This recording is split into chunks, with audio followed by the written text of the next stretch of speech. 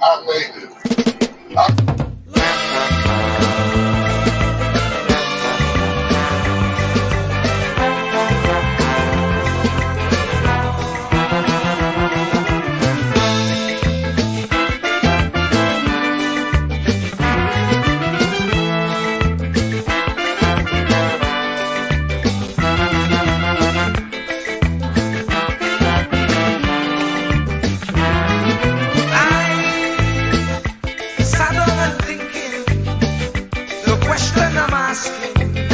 Is Pharaoh still existing? As he before, resembling an Israelite, not being treated right, enslaved day and night. Oh, we just can't go on this way. We just can't go on this way. Please deliver us today. We just can't go on this way. We like the Israelites still in pain. We just can't.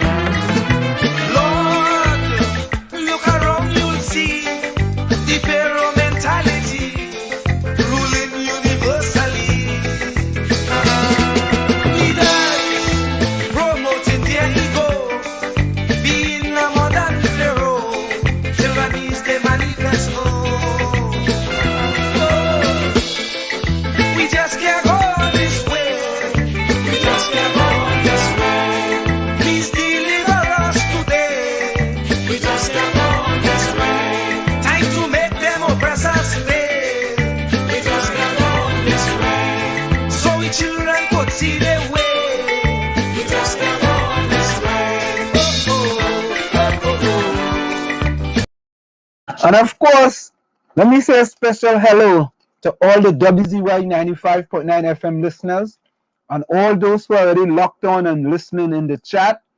Let me say a special welcome to you. That's Lana and Cheese Sticks. They're already inside. So of course, folks, it's in the village with the dark triplets on WZYE 95.9 FM. And of course, we come to you every Tuesday, Thursday, and Saturday from 7 to 9 p.m. That's Tuesday, Thursday, and Saturday from 7 to 9 p.m. And let me bring in no other than the 1/3 of the dark triplets, Whitney, Diana, Benskin, McDonald, boy. Boy, my name's called, I in trouble. All 4 names, boy. I in trouble. You, other than the deceased, the foster himself, you know, had 4 names. I in trouble. And let me bring in the next 1/3 of the dark triplets, boy. Do you know other than Team Phantom, boy? The Phantom, boy. Gary! The Phantom inside, but he might be outside. You catch a little bit of Ian Allen this evening? Yeah. Nah, I ain't getting on. Oh, I didn't get on. I was busy preparing for the show, boy. Busy. You what? He was talking about the same thing I was saying all the time about the Chinese takeover in Trinidad. I remember at the beginning of this show, I call out them 200 motorbikes, gift or bribery. What's going on with that 200 motorbikes? All right, a lot of things. They're looking at pitch take. They're looking to take over the water, the WASA thing. You know what I mean? Tea and tech. Why you think our businesses are purposely being crippled in Trinidad and Tobago to create an opportunity for somebody else? You know. So I watch that. And then he called out about Fitzgerald Hines not involved in national security, making the man look bad, embarrassing him. You know what I mean? So I mean, we're not the only ones seeing that. You know. Yeah, telling you, boy. Let me say hello to some people. We have some loyalists coming early tonight, boy. But you know, Lana coming 6:50. Lana said, nah. All you could come. But I come in early o'clock, boy. Cheese sticks inside. Raj, boy. Good evening, Raj. He want to know who's McDonald. But you know what I call the woman name? What? It's Whitney, Diana, Benskin, McDonald boy, or McDonald Benskin, however you want to put it. Benskin McDonald boy. You want to have 4 names, you know? 4 names. Yeah, 4 names. Yeah, Mark Daniel from Tobago boy. Mark good night. Cheesecake. Oh God, don't start early now, man. The man already saying good evening to Diana. We have the Phantom and we have me here. Where's that one? Oh, Oh, you hey, go Mark, just yeah. Mark, you get hit on the other foot? Hey, look who here. Run the MC. Oh, He God. said, what the hell are here? Alright, boy. Alright, good night, boy. Oh, Ulrich. Oh, my God. Condolences to you, Ulrich, man. Condolences. Yeah. We sad, man. We had to play something for you, so you could, we send condolences to you and your family, man. That's it. You know what I mean? It's kind of sad whenever you lost a loved one, He gone after me. Huh? He left Rose. He gone after me. Yeah, Ulrich, we sorry to hear that, man. Sorry to hear that. Ulrich lost his father today. So Ron, Rose coming help me quick, yeah. Ron coming for me. Yeah, boy. Ben Skin look your lover. Run. Hey, Ron, you just come in this chat to come and track woman out. Like you have a GPS woman tracker. What is that? Like, I don't know, but like you have a Ghanaian GPS woman tracker. Ghana make a special GPS for you, just to track women all over the place. Right? G6 say yes, Ian had a document with it. Chinese will take over the port, Wasan Tiantek. Lana say I'm playing that inside only. Mongs boy, hey Mongs, where you get that name from? MUNGZ boy. Monks. I on here, boy. Good evening, Monks, boy. You inside too. You inside too, man. Inside early. Where you get that name from? Monks. I know that name sound like a Mark Daniel say laugh out low. Laugh out no.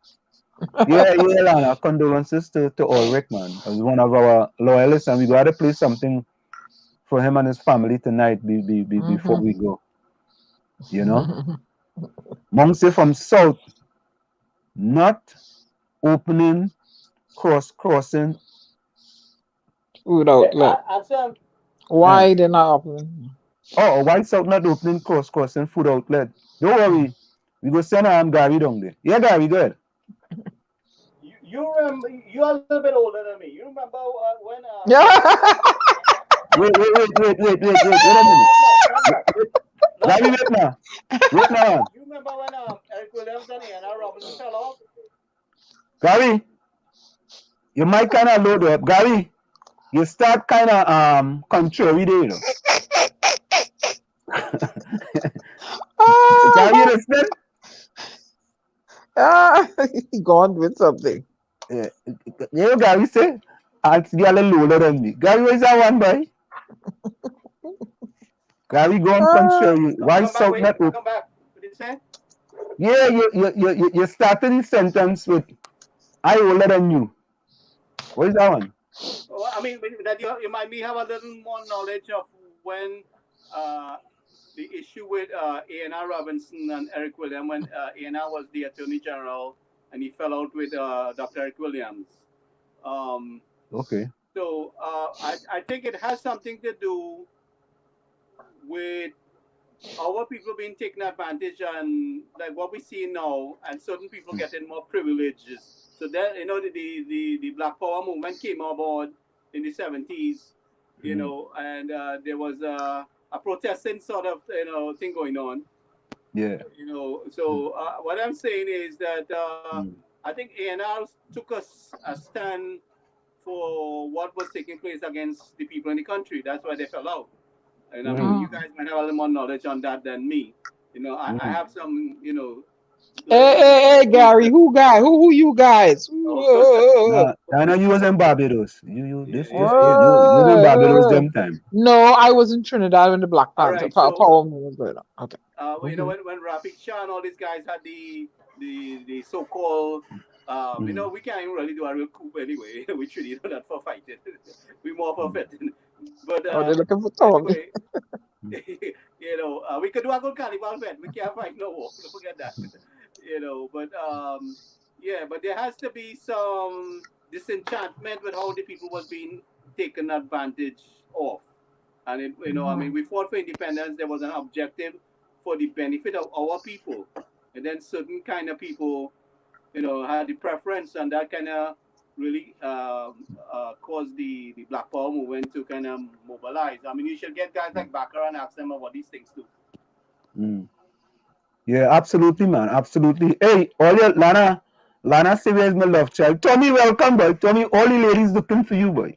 Tommy, welcome. Good evening. Good evening. Yeah, Lana say where's the love child? Good evening, Lana. Special good evening to you, Lana. Even Tommy say yeah, wait. Even Daniel say yeah, wait, Tommy. Okay. Well, never see you following the other way. Well, I was just listening patiently to the conversation that was being carried by our good friend the Phantom. I mean, I could comment on what happened, what my knowledge is of what happened, but I think who would probably have the best opinion on this is our friend Mr. Montano up there in Canada. Oh yeah. He might know. Yeah, correct is right. Wait now. Lana says, question: all those people coming home when borders reopen, are the vaccinated put together with the unvaccinated in the same aircraft? We ask the same question. Yes. Yep. Yeah. Well, they all have a negative. They all would have a negative PCR, right? Apparently. No, yeah, they're all supposed to have a negative PCR, but you're still playing all of them in the same plane. But a person could show up, well, which I negative. know. No. I know of a person who was negative, and they fly to Barbados, and they got, by the time they land there, when they test them and they had them, they were positive. Yeah. So Run. Plane then. But watch me now. What you see how this thing evolving? It up to the Lambada variant now. Yeah, variant after variant, boy. Well, I was saying fit after fit after fit after fit.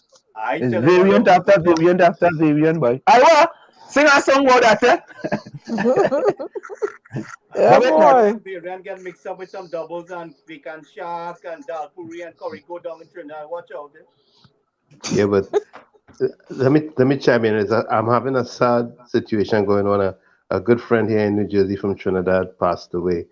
Oh no! Yesterday. Yeah. A guy named Carlos James. He's from South, but it's a sad situation though. My condolences to the family because they're really close. I'm close with them. To them. Ow. You know, I gotta go play the 976, the dead number. Anytime somebody tell me about that number just come. I'm gonna play it hard. Ron say I'm flipping hungry. Ron, you flipping and you hungry? How you go flip? When people flipping the car, when you hungry, you can't flip. Flipping burgers. Yeah. Ron saying flipping hungry. Yeah. I don't know how hungry used to flip. Marissa want to know what she missed. She just finished dinner. Who's that, Musa? What did I miss? She's 6. People said Rowley gave out hampers. I'm gonna put this up. I'm gonna start putting them thing up. People say Rowley is not Rowley, boy. It's Dr. Keith Christopher Rowley, boy. People say Dr. Keith Christopher Rowley gave out hampers to last 2 days, but I know it lasted 3 weeks. Oh shoot! Because everything was green.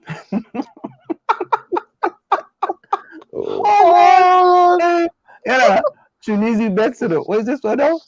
They gave motorbikes. Alex said they gave motorbikes, and they got Charlotte Street. Okay, all right. I mean, you had a gift to get, you know. One. Yeah, Lana says condolences. It's a Chinese plan. But watch now. They're finally going and inject But people it's, at like I COVID, said, at PRCO. Go ahead, Tommy. Yeah, but I've been saying for some shows now, what we have is a Chinese pandemic, and that and that plan is to punks, or like we say in Trinidad, and all the weaker nations in the world, and take control of their resources as best as they can. I don't know. I hope Washington is paying attention. That's what I keep saying. I hope Washington is paying attention. Wait, let me chime in also. Look where China is located. They cannot, the weather pattern is not conducive for growing crops year round. So their population is burgeoning. So where you think they're going on punks to grow crops? In the tropics and Africa and stuff, to feed that burgeoning population. So they're baiting all these countries with a small piece of silver, and they're carrying away the gold and the platinum and the diamond from the country. And people are not realizing it. I remember I always said there was a meeting in Barbados at the Sheraton Center of the Chinese, and because I used to wake up in Barbados when I was living back there, like in 2006 to 10. I was running a little corporation there. And every morning I wake up, I see on the TV Chinese people dancing. I said, well, what's going on here? I in China, I'm Beijing, or I'm Bridgetown. So I would, I observed it. Ting bong tong tong, and flying through the air, and I was like, no, something up. And then they invited us, the business owners, to a meeting at the Sheraton Center. And I listened to him, and I asked a question that made people uneasy. Yeah. I said, why is it we want to be bedfellows with a country that is drawing the baby girls because they want to control the population and tell women to have 1.5 child? Well, they lead me out of the convention. They know when they give these loans that these countries cannot repay these loans. They know the quantum that they're giving is way above what the countries can qualify for. But they continue to do it. Why? Because they have an ulterior motive, and that's the pandemic that's been compounded by the pandemic. Yep. Well, folks, we're supposed to have Martin George joining us at about 7:15. It's now 7:20, so I don't know what the story is, but anyway. But when you finish the answer, go ahead. Hold up. Let me go back. Just on, Gary. Let me read a few comments here because the comments and I'm going kind of quickly. Lana says, are they fully vaccinated getting a COVID-19 test, as well as the unvaccinated passengers when they enter Trinidad and Tobago? So both vaccinated and unvaccinated. Yep. Well, you gotta come with a PCR test. You got next test when you reach in Trinidad. Raj, go ahead, Anna. No, the vaccinated don't have to get another test. The unvaccinated, I think. But the vaccinated come with their PCR test and they can go about their business. So wherever that's what I read thus far. Okay. Yeah, and we have something. Marissa said, bless, good night. Good there night. Go, Tommy. Albert Montano just shining. A.N.R. Robinson was the only deputy prime minister of the PNM government ever. And the attorney general was 𝗂𝗏𝘀𝗻𝐿. Correct. Raj V says, them test is 50-50. Where's that one? Raj, where's that one? Meaning 50%. Correct. What is that? He's implying there's 50% accuracy with it. What test? PCR, that's what we're talking about, no? I don't know. Maybe Trinidad PCR test. Yeah. I thought you were talking about the SCA. I don't know. And while we're on that, only don't find that So we get a joke laid.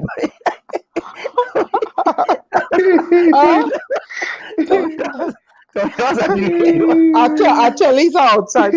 Listen, while we're on it, I only don't find that whole TT pass thing.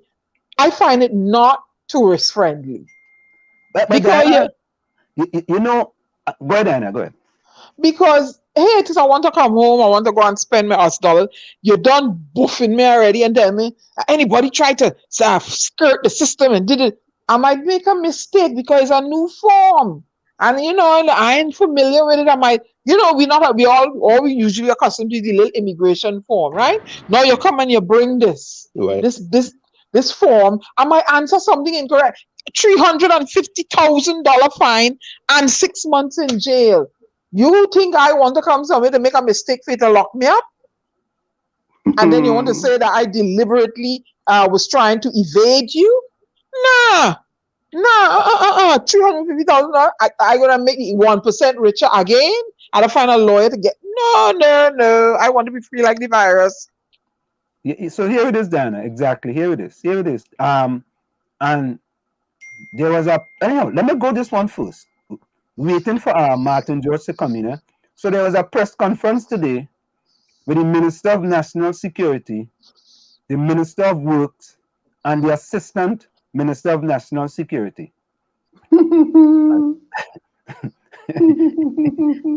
Yeah, they are. the Minister of Works. Say that again. The Minister of Works, the Minister of National Security, and the Assistant Minister of National Security. I wonder in which order. Left to right, right to left. Oh. You see it? I mean, yeah, what else you could say, right? Because it looked to me that and you know something? Let me get on the go along, get along PNM gang, Let me get on them, because I know I can't pass without getting on them, right? Now listen to this, right? Let me come over here. Listen to this, right? If you are a member of the go along, get along, 𝗲𝗏𝗀𝘆, this is for you, 𝗲𝗏𝗀𝘆, because 𝗲𝗏𝗀𝘆 is 𝗲𝗏𝗀𝘆 good. She well spoken, but she has got all the ministers and them to come on there. 𝗲𝗏𝗀𝗆, didn't you work for the National Lottery Board or something? I just asking, I'm not sure. But anyhow, 𝗲𝗏𝗀𝗆, when you get the Minister of National Security, Stuart Young on your program, could you ask him how come 𝗬𝗂𝗍𝐿𝐼 is now the Assistant Minister of National Security? And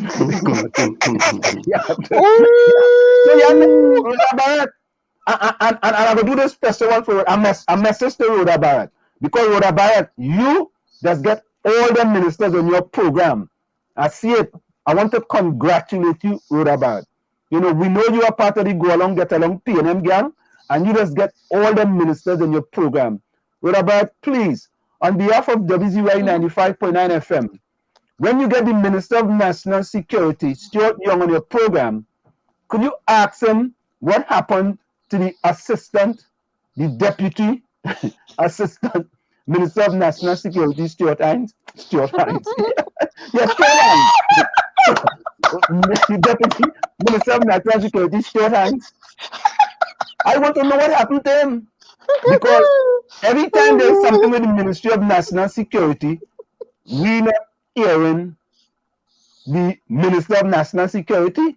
We see Assistant Minister of National Security, Stuart Hines. You know what I mean? So we just asked him, 𝗲𝗏𝗀𝗆, you could answer the message to us. We here at WZYE 95.9 FM. We'd like to know. All right? And you know, we know that you are part of the Go Along, Get Along PNM gang, and you could easily find that question for us. Thank you so very kindly, 𝗲𝗏𝗀𝗆. All right? So let's play now the TT pass thing. Let me see if that guy is not backstage yet. Nah, he ain't there yet. Yeah, they must have threatened me too. Yeah, go the TT pass thing. The travel pass. So you want to visit or come back to Trinidad and Tobago. You'll of course need your passport, your ticket, and by chance, do you have your travel authorization document? Because before you enter Trinidad and Tobago, you need to get a certificate from TT Travel Pass. And you need to complete that process within 72 hours of your travel date. Firstly, you need to head over to this website. You need to have your passport information ready, a negative PCR test taken no earlier than 72 hours before arrival. If you're fully vaxxed, then you need to provide proof. If you're unvaccinated or partially, then you need to confirm that your hotel stay at the state-approved quarantine establishments is paid for and that you paid for state-approved transport as well. As the minister says, So nationals who are coming to Trinidad and Tobago who are unvaccinated, you're not going to have your family picking you up at the airport and your friend picking you up. Part of the package, and you have to provide proof of that in advance, is you've paid for your hotel room and you've also paid for approved transport to take you from 𝗪𝗂𝗄 to that hotel. back to the process, the remaining steps are to provide your flight details and any other medical concerns. And there's a warning not to lie on the form. The fine has now been increased to $350,000 plus 6 months imprisonment. This process also applies to those coming in by boat, and of course, as previously stated, all non-nationals who aren't vaccinated are not allowed in at this time. Now, given how important this document is and the 72-hour time frame in which to get it, we asked, well, what happens if the website, well, crashes? What if And it will. Amazon goes down one day? What if PayPal goes down one day? And you just have systems in place that you get it back up as quickly as possible. So we're hoping that there are no issues. The government says hotlines will be set up, manned from 8 to 4, for any queries about the process. Akash Samaru, CNC3 News. Okay. Hotline set up, all the time for when they came up with this exemption policy, right? They had a lot of hotlines set up, right?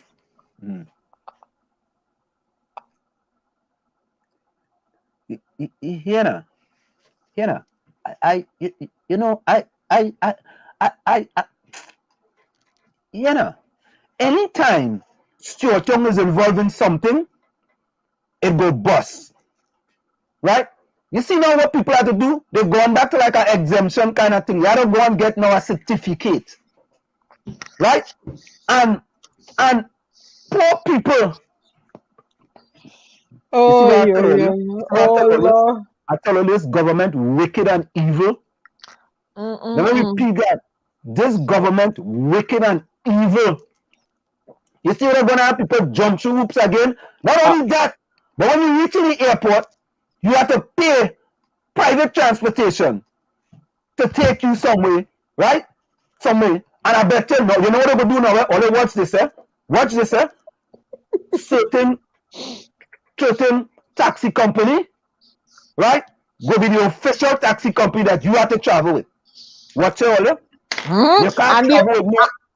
And the hotels. And the hotels will be owned by Stuart Young family and Alwari family and everybody in the PNM family. I don't smell a big, nasty, stinking carrot rotting from the head. I smell a rat. You smell a carrot. I smell a rat. I smell a rat. Because Dr. Rat died a long time ago. You smell corruption to the max. You're telling me I come in to Trinidad and Tobago. I know my family can't pick me up. If I test positive, I had what is really going on? And non-nationals can't go in there. So how are they making money then? How are the people that depend on the tourist dollars making money? When are they going to stare all these people to your friends and families' hotels and your friend and family's taxis? How the small man making money? Lord Father. You have to now log on to TT Pass to get a certificate. Right? What kind of And how the senior citizens outside here and people who don't have a computer and not too good with it, they had so much trouble with applying for this humanitarian grant through their phone. This nonsense that they're doing again to force our people, like the government of Trinidad and Tobago give out iPads like how Kamala give out laptop. And watch me now. You know the link go bust. You know shit me go down. Everything gonna go down. And people gonna be in limbo at the airport and they can't go nowhere and they gonna have a spike from that airport. Because nothing, and I sit here, nothing don't work properly in Trinidad. Nothing. Everything go bust. No. There's something does work properly. Yeah, they just work properly for a little while and then as long as Stuart Young involved in it, it go captain fall down. Everything go fall down. Yeah. Anytime Stuart Young involved in something, it go crash.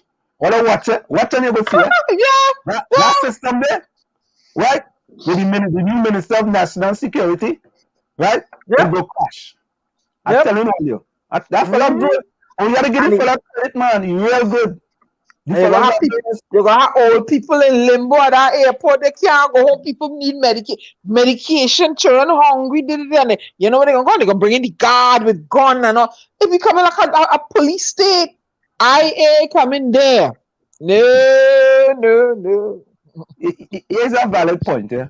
Lana says today, news briefing by Minister of Health on reopening of schools in September. But the PNM say exercise outdoors only 5 people. Yes. Yeah. You know. Let me come back up here. Oh God, but the thing's going fast and furious, boy. The thing going fast and question. Wait. Hold up. Hey, Jenny C. Paul, welcome. I see Jenny might be the first time here on in the village with the dark triplets. Oh God, the coach and I'm going quick, but trying to get all the thing here. Oh yeah, here we go. Albert Montano. My uncle Gerard Montano was Minister of Home Affairs in charge of national security and refused to shoot people on the day the SOE was declared. Lana said, China is going to own the majority of Trinidad and Tobago. You know something?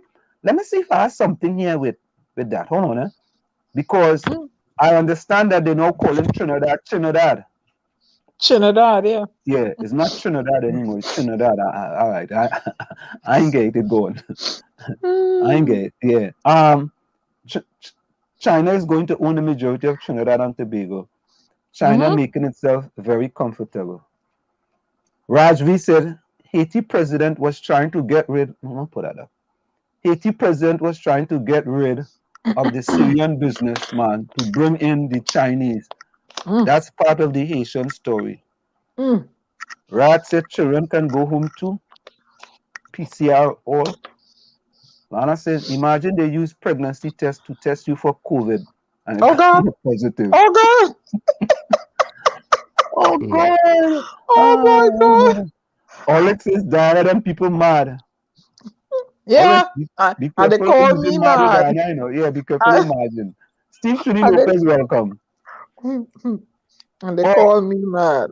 Albert Montano says, did you mean the Deputy Prime Minister, Stuart? Jenny Superstar, welcome. Where you joining us from? Yeah, Ron, absolute true. Stuart is the minister of everything. Mark Daniels says, wait, Ansem, that is true. Oh, why say Ron? Why say Mark, but I just forget quick enough. He like salty and everything. True, yeah. Ulrich say, Ansem, good question.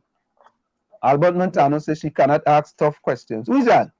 Rhoda Barrett? Nah, man, Rhoda Barrett can ask this. Jency Passat said, oh God, oh Stuart Hines.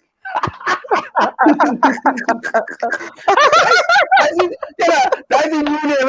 We call him Stuart Young no more. He's Stuart Hines now. Because he get back to work, boy. The man get back to work, boy. Stuart Hines, boy. Yeah, but why he up in all the Ministry of National Security business? What do you mean? I think the puppet master buff fine. I feel the puppet master buff him in truth, you know. Yeah, buff. Hey, bring back Hines! Bring back Hines! We want Hines! Jenny C. Prasad say, you know the spell the man name wrong is Stuart Hines. Yeah, I gotta make a meme and make it Stuart Hines, the Minister of National Security. Yeah. I will put one with Fitzgerald Hines, the Assistant Minister of National Security. Linda, welcome. Good night, everyone. Linda, welcome. Oh gosh. I said, yeah, but I didn't see I was looking for Martin George, boy. They must see CZ phone. No. I didn't think they would CZ phone. Run. I don't know what run. Run. I'm gonna go down here to some of them thing only. When Stuart fall on the stage, he said the stage ain't good again. Oh God, Oh God, oh God, oh God, you know, yeah, Alex are really feeling it from Mr. Hines, boy. But you know, the man had a Tony line. You know, Albert Montano say, I'm just Heinz ketchup. Oh. Oh God. Well, yes. Marissa said, on that note, saw in the news tonight, kids must be vaccinated to attend school when we open in September. Didn't I query that? Remember, I said you gonna put these children in that gathering? Yeah, I'm telling you, we have a new person there. What is this? This one? The Hansel? What the Bonza? The Bonza. Is this a comedy hour? No, it's not a comedy hour. It's a comedy minute. That's right. You're waiting on a guest. Yeah. See if you want to go up and call him and see. Yeah, every time Minister of National Security have to say something, you see Stuart Little. You mean Stuart Hines, not Fitzgerald Hines. I tell you. And you're right, they're really taking us for fools, boy. Somebody like me can afford that. So let's, you know, they spell the man name wrong, it's Stuart Hines. I tell you, think it easy. So folks, what happened is that, I mean, we have Martin George was supposed to join us. Let me see if I send him a message. What's going on here? Where's my phone going? Just look at right here, boy. Yeah. Let me send him a message quick. Martin George. You on? But you know, we have other while we wait for him, we have let's go to that. So we saw that part. Did you all hear? Listen to something, eh? So those who are not PNM, right? We have listen to this, and I will talk about this after. Listen to this. To reported financial irregularity have been denied by Police Commissioner Gary Griffith. But whether or not the home in East Trinidad was searched, TV6 has been able to confirm officers of the TTPS presented themselves at the residence. A statement on the TTPS's official social media reads, quote, Commissioner of Police Gary Griffith has denied reports that the home of a government official was searched by police yesterday. It goes on to say the cop took note of several reports which stated the home of a government official was searched as a result of an investigation. The cop has said no search took place, end quote. When contacted, the commissioner responded only by saying, I am unable to confirm or deny anything based on our prevailing laws. The commissioner said based on the Proceeds of Crime Act, the Police Service Act, the Miscellaneous Provisions Act, and the FRU Act, it is an offense to tip off and also to disclose information. But according to information reaching TV6, the flag transaction involves the purchase of a luxury vehicle in 2020. And if you're wondering if there's trouble in the official's camp, well, since the alleged investigation surfaced, the official posted to social media biblical quotes relating to difficult times. Supporters on the comment thread called on the official to stand tall and strong. Still others on the thread suggested stones are thrown at ripe, juicy mangoes and, quote, as you serve your people, there are those who would plan, scheme, and execute evil things your way, end quote. Efforts to contact the government official proved futile, with calls either going to voicemail or being unanswered. The police service receives reports of financial irregularities from the Financial Intelligence Unit, sometimes involving public officials, which they are charged to investigate. One recent investigation in 2020 involved then ACP 𝗪𝗏𝘀𝗀𝗍, who had been flagged by 3 local banks for suspicious activity. The Financial Intelligence Unit was alerted by the banks about the activity, and the Police Complaints Authority also commenced an investigation into the matter. So, folks, do you all have an idea of which minister that is? Anybody? We want to take a guess? It's a minister in the current PNM government. Actually, you'd have to tell us because I want to encourage people to do that. I want to encourage people to do that. Let the investigation continue and we will wait. Gary? Just, I want to encourage people to speculate. Let's wait for the results. Let's wait for the results. No, I'd rather speculate. I know who it is. I'm not speculating. Let me tell you who it is. You see, what we have to understand is that in 2022, I believe the PNM is going to have an election, an internal election for the leader, right? And this is the opinion of 𝗬𝗶𝘀𝗲𝐿. And right now is that you have to try to put things in the public domain if you don't want certain individuals to be putting themselves up for leadership. So there are certain people inside the PNM who wants to be the leader. And the more people you sully their background, because once stuff go in the public domain, it stays there forever. And you could use that in the future, right? So this thing was put out in the public domain. Not only that, there was another report yesterday put out too, with regard to the same individual, about the person who was going to have call a press conference today and talk about things happening in the government, and they're going to talk about things happening with the Chinese government. And yours truly had to put out something to say that it was fake news. All right. That's and correct. As you all know it, I don't come out and say stuff unless I have facts. I don't just come and just throw stuff up. And sometimes with regard to exile and stranded citizens, the government is throwing stuff up on the wall and wait to see what stick, throwing spaghetti up on the wall and waiting to see what stick. So what it is there's going to be an infighting for who's going to be next leader at the PNM. So certain people trying to sideline certain people. They're trying to sully people background. It's the same thing they done with me. It's like telling me how, well, I disgruntled because I ain't got a PNM contract. The PNM ain't give me something. I went in Trinidad to look for a work. I ain't get a work. All kind of thing they're throwing up already. All kind of thing. They're throwing up to see what will stick. Right? So this didn't stick. They put out another press release yesterday, about the same person. And I had to put out that it was fake news because I absolutely have the facts. So, that type of thing is going to go on, and that's politics, and, when you're in the political arena, you have to be able to take your jabs and your counter punches and kind of keep it moving. But that individual is first to comments.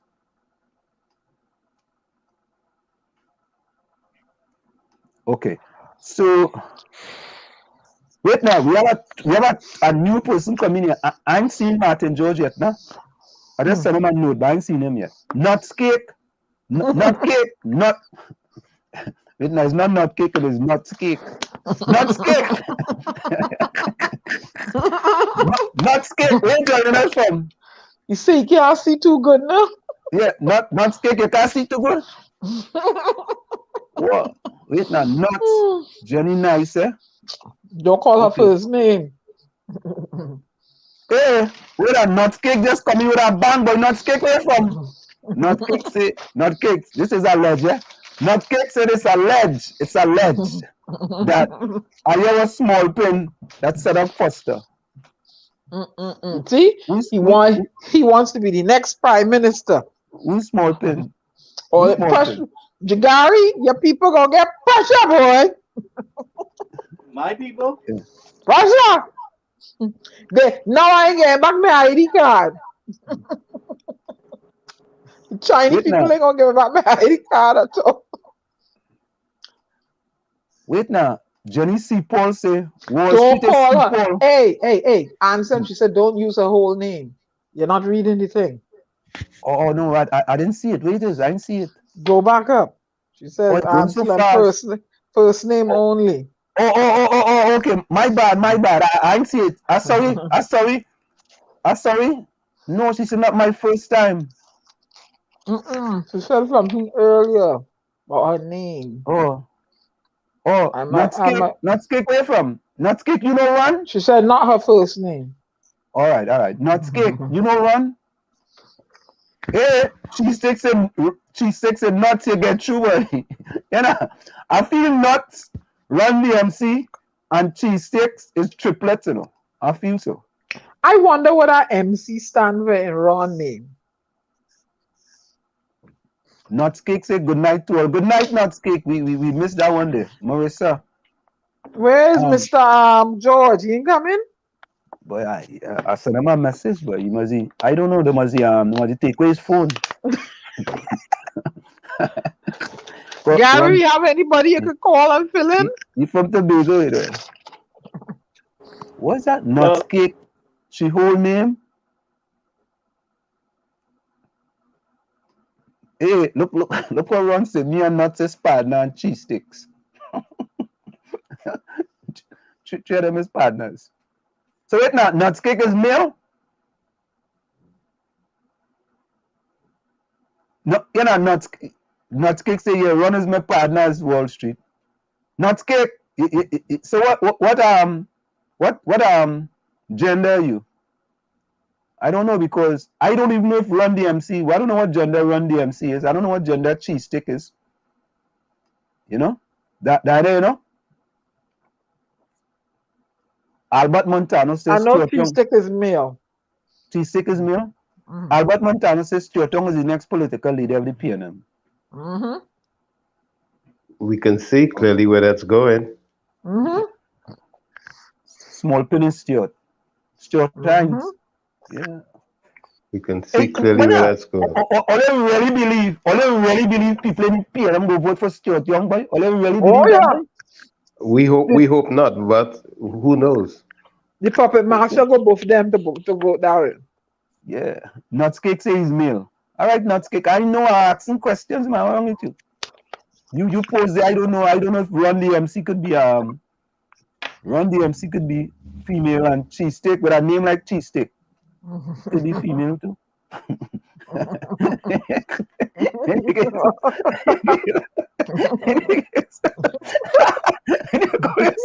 Run DMC and cheese stick. Mark Tyrell, I know all his brethren. Who's that? All right, all three of them. All three of them is male. All right, all three of them is male. Where's Martin George? Why he ain't coming? Hold up. We have stone visionaries now. You know, cheese stick Run and Nutscake. All you know, stone visionaries. Yeah. Yeah.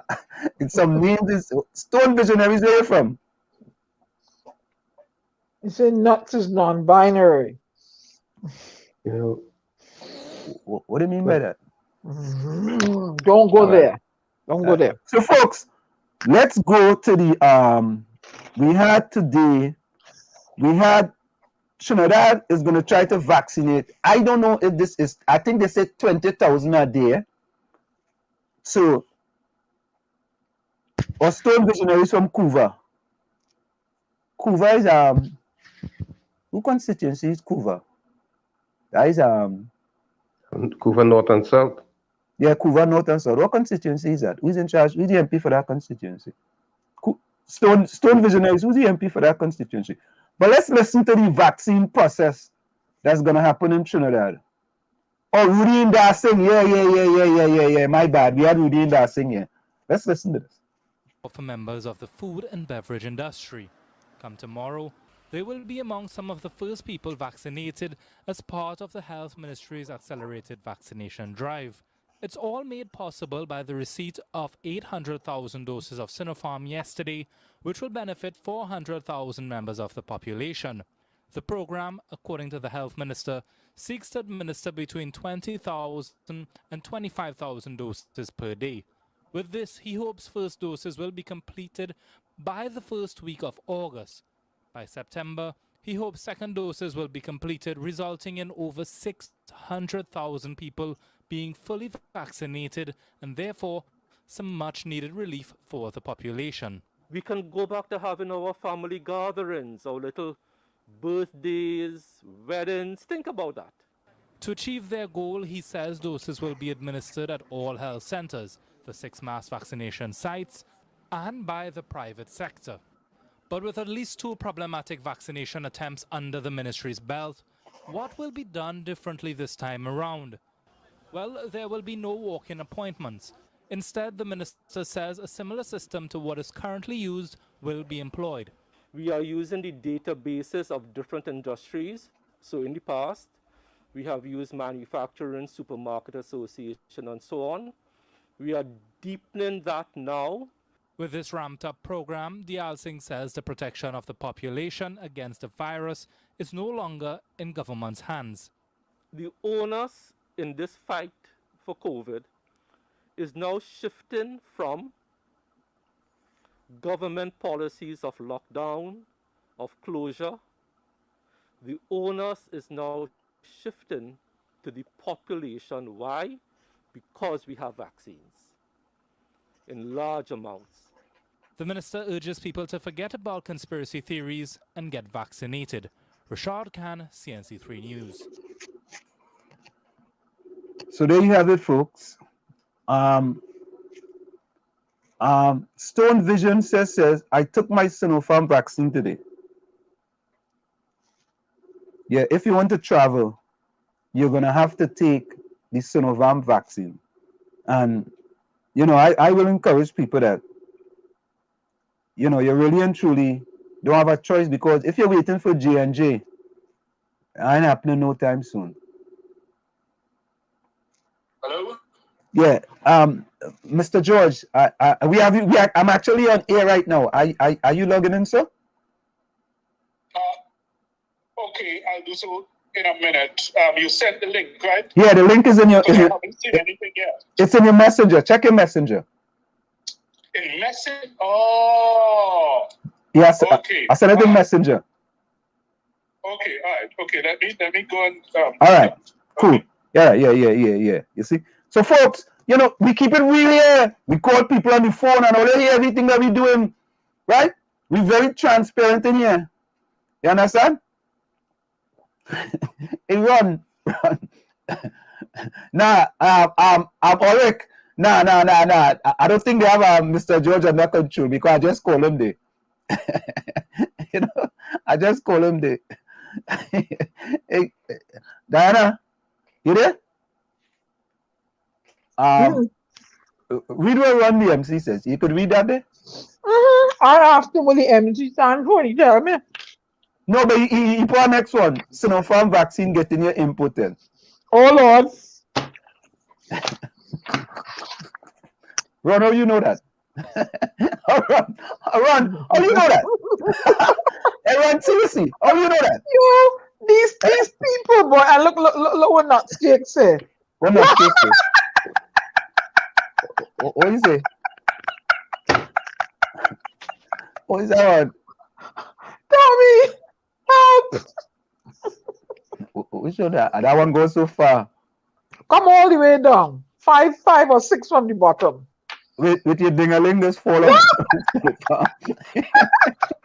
Yeah, I feel Nutcake and Run the MC went and take that Sinopharm together. I feel so. I don't know where they come from, boy. So the both of them know the side effects. Both of them know the side effects of Sinopharm. Let me bring Gary back in here. Oh God, I ain't even. I coming out there. Leave me alone. Yeah, but listen, we have the mayor of San Fernando coming up at 8:05 p.m. All right, let me see what else we have. Huh? He's coming? Yeah, he's coming. Well, let me say this. He promised that he will come. Oh, okay. Okay, so I just had to wait and see. He go come. I think he's a man of his word. When he make promises, he like to fulfill his promises. Well, you know, he's a very busy man having issues on the ground. There's chaos on the ground too, so you have to excuse him. Yeah. I don't know if all you see this one. What's this one? And of all the meals in this country, there's nothing different and special about doubles.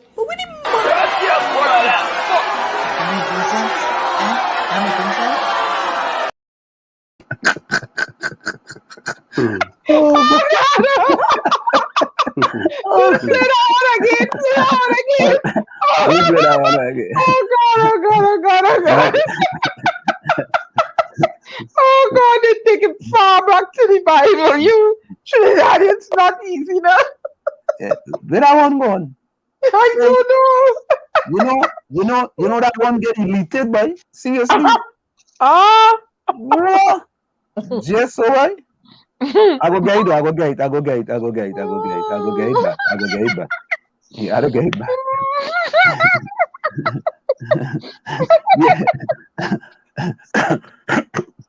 My Daniel say you're getting a PhD when you take Sinopharm vaccine. What? Ron, I ain't putting up that one. I ain't putting up that one. Yeah, Ron put up something they were a PhD instead. The Prime Minister takes Sinopharm vaccine. Man leading by example. Yeah, the man leading by example, man. How you know that was a Sinopharm vaccine in there? Nah, it was a Sinopharm. How you know? No, listen. It could be some water, it could be some punching. Listen. You don't know? You don't know? I don't think the fella would do that. Look, I get it back all you. You're a stable genius, you know. Hold on. Oh, okay. I had to change that one. I'll get it back though. Let me see if I get it back. Yeah. So folks, it's in the village with the dark triplets on WZYE 95.9 FM. Of course, we come to you every Tuesday, Thursday, and Saturday from 7 to 9 p.m. We're gonna go for a quick station identification, and we go play something. Pressure. Yeah. That the one by who? Shadow? Yeah. You're listening to WZYE 95.9 FM. You are listening to WZYE 95.9 FM, the most influential name in Caribbean radio in the tri-state area. Broadcasting from East Orange, New Jersey, the most influential name in Caribbean radio, WZYE 95.9 FM. Back with you. Let's just play this other one. You haven't played this one in a...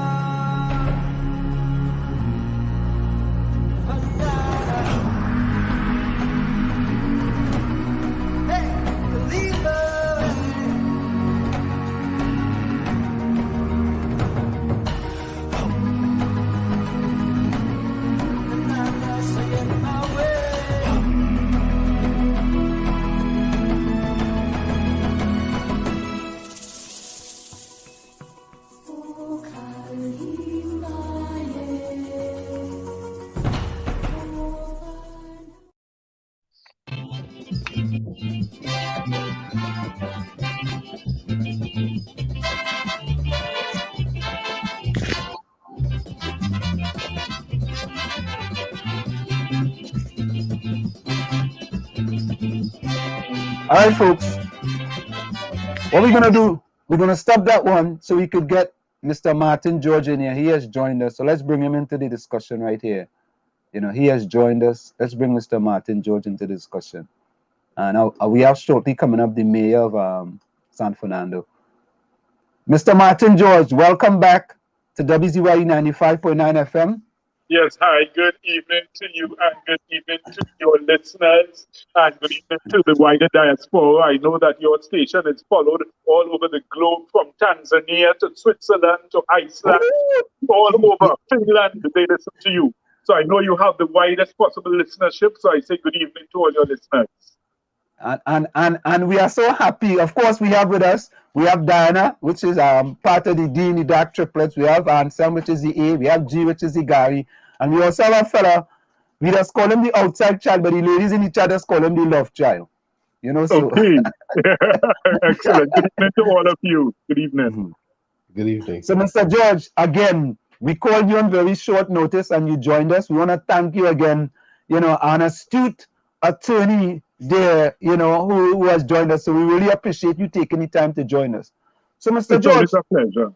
Yeah, kind of educate the audience and our listeners with respect to the vaccination process, where in Trinidad is vaccinate to operate, and some of the companies are saying that if you are not vaccinated, there's a possibility that you don't get back your job. Talk a little bit about that. Talk us through that. What is the legalese behind that? Can they absolutely do that?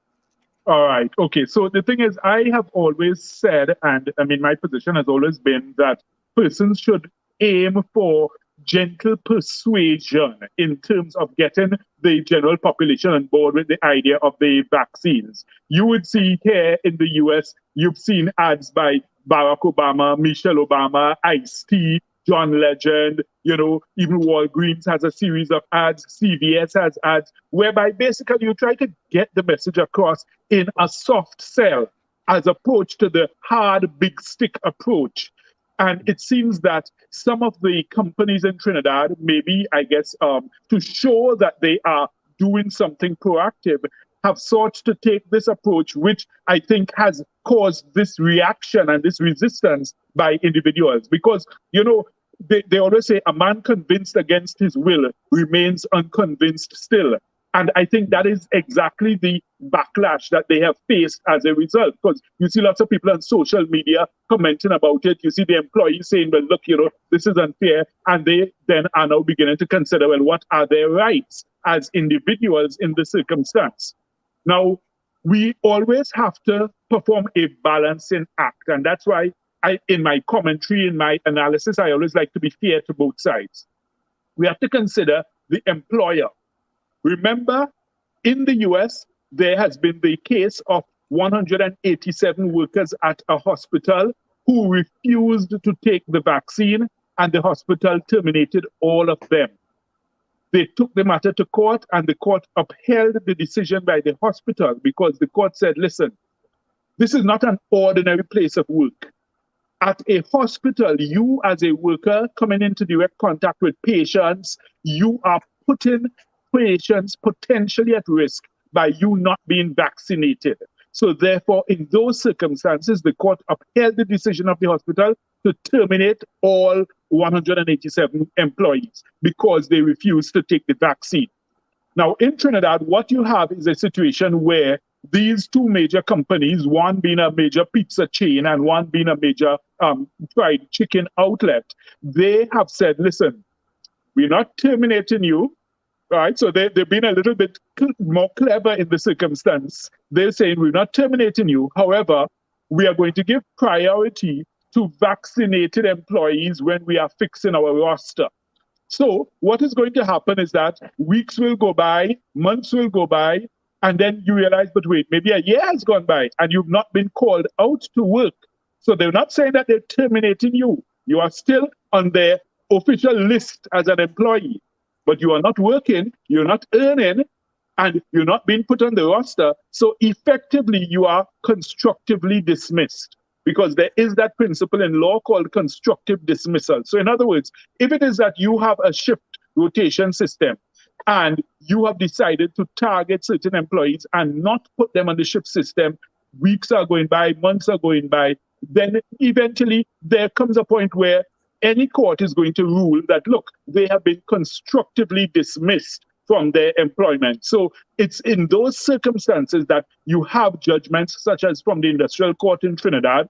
You have the judgment of Communication Workers Union versus 𝗪𝗑, where the court has made it clear that if you want to change any fundamental term of employment with your employees, then you must do so bilaterally as opposed to unilaterally. So in other words, you must engage in discussion, mature, reasonable, rational discussion with your employees and say, listen, because of this situation, and you lay out the facts, you lay out the position. In fact, in some cases, you may even use inducements, because I heard of some places in Texas where they're giving away free beer You know, some places are giving away lotto tickets. You have Uber, which has come on board with the initiative, and Uber says they're giving free rides to persons who want to be vaccinated. So you find creative ways to do it harmoniously as opposed to the big stick approach. Because, you know, I always say, look, sometimes in these scenarios, you need a bit of both, a bit of carrot, a bit of stick. But when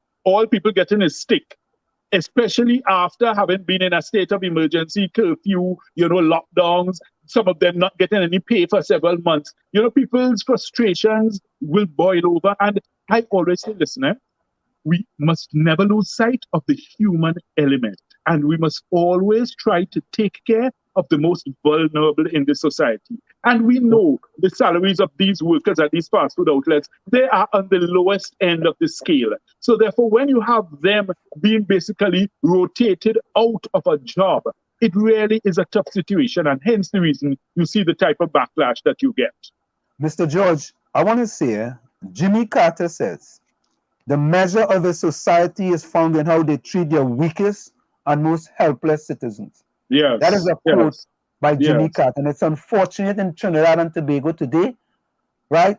There is no measure for the government to treat with helpless citizens. But Mr. George, there's a good question in the chat, and Stone Visionary asked this question. Stone Visionaries asked this question because, Mr. George, a lot of people send us questions in the chat too. And I think this is a question I was going to ask too. Okay. So Stone Visionary asks, can you sue for discrimination for them acting in that manner? And here's why I think that's a great question. Because if I can prove, Mr. George, that all the workers that haven't been called back to work have been unvaccinated, and the workers that have been called back to work are vaccinated, isn't that vaccine discrimination? Right. So therefore, all right. So in that case, you look at two pieces of legislation. You look at the Equal Opportunities Act, which says that an employer must not discriminate against a worker, you know, and it sets out the categories by which you must not do so. So therefore, if you find that, look, you and other workers who are similarly circumstanced end up forming a class of people who, simply because you were not vaccinated, the employer has basically discriminated against you, then you can have recourse to the courts to say, listen, my rights have been infringed, and therefore I have been wrongfully terminated. Because in effect, if this continues for months going into a year, then obviously you are constructively dismissed. So you really have been terminated. You may not realize it, but you basically have been rotated out of a job, you know. So, and you see, here's the catch-22 in it. If it is that the employer took that position from the start, then what happens if later down the road, under pressure, the employer decides, well, look, I really need additional workers. This person was a good worker. Even though they're not vaccinated, I'm going to bring them back on board. Then what about all the others who took the vaccine? They will say, well, so why did you make that a precondition for me to come back to work and you're not making it for the others? So it really opens up a can of worms. And that's why you saw even the president of the industrial court came out earlier in the year and made the statement saying that, look, an employer really cannot unilaterally change these terms and conditions to make it mandatory that you be vaccinated. Now, here's the next thing that I want to touch on for your listeners, because it's important that we always look at the holistic picture. The government does have the authority, if necessary, to legislate to vaccinate. But the point is, I think because it is such a touchy political issue, we have not seen the government yet take that step. Although today I saw in the news that the Prime Minister did hint that if necessary, they may consider that. Correct. Now, we do have precedent for that in Trinidad and Tobago, and we have precedent for it internationally. If we recall, when there was the smallpox crisis, you had a scenario where in the UK, they actually, in 1853, so you're talking more than a century and a half ago, in 1853, they actually passed legislation making smallpox vaccination mandatory, because their citizens were also vaccine hesitant, vaccine resistant, and you had the outright anti-vaxxers. So similar to what we have here now, where some people, for whatever reason, and you see, at the end of the day, it's difficult to castigate someone's beliefs. You know, it's the same way someone may say, look, I believe in God. And next one may say, I believe in Allah. Next one may say, I believe in Mother Lakshmi, you know, whatever. It's difficult for you to really castigate someone's beliefs because that is what they hold dear and cherish for whatever reason. And it may not make sense to me. It may not make sense to you. It may not make sense to the man down the street. But if in their mind it makes sense to them as this is their reason for not taking the vaccine, then unless the government takes the step of making it mandatory by legislation, it really does appear to be a slightly heavy-handed approach where an employer says, look, I am not going to put you on the roster to work if you don't vaccinate. So therefore, if you don't vaccinate to operate, you are going to be out of a job, essentially. And I think the industrial court will stand with anyone who, you know, find themselves in that type of situation. Also, the Equal Opportunities Commission and the Equal Opportunities Tribunal, I think they will also find favor with any arguments that, you know, say that, look, you have been discriminated against in that way. And also you have lastly, Section 4 of the Constitution of Trinidad and Tobago, which speaks about your fundamental rights and freedoms, and you have the right to be treated equally. So therefore, you have 3 areas in the law that give you some kind of protection in that regard. Of course, it would be a lengthy process. It could be a costly process. But, you know, if it is that you really want your rights vindicated, you may have to consider that as the option to do so. So, Mr. George, if a minister decides not to take the vaccine, should that minister be terminated too? Or should that minister... Remember, a minister serves at the pleasure of the Prime Minister. And I would think that that would be the best example for the Prime Minister to set. If it is that one of his ministers outright says that they're not taking the vaccine, then, I mean, the Prime Minister would definitely, I think, have to take some kind of action publicly to demonstrate how serious he is about the vaccination drive. Otherwise, he's going to end up with egg all over his face, if you follow me. And in fact, maybe that might be a good way for them to start. Maybe all the ministers should come publicly on television and show that they have been vaccinated or they are being vaccinated and that they are leading by example. They should probably get all their constituency chairmen, you know, to come out publicly. I mean, that would be the best way to lead by example and show that, look, hey, we're not just talking the talk, but we're willing to walk and go the distance to actually act on what we're saying.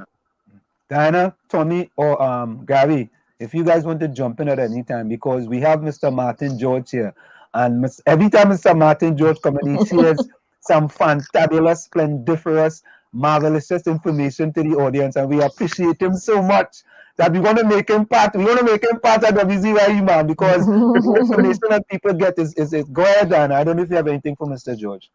Mr. George, how are you doing? I'm great. I'm great. Oh, well, I'm here.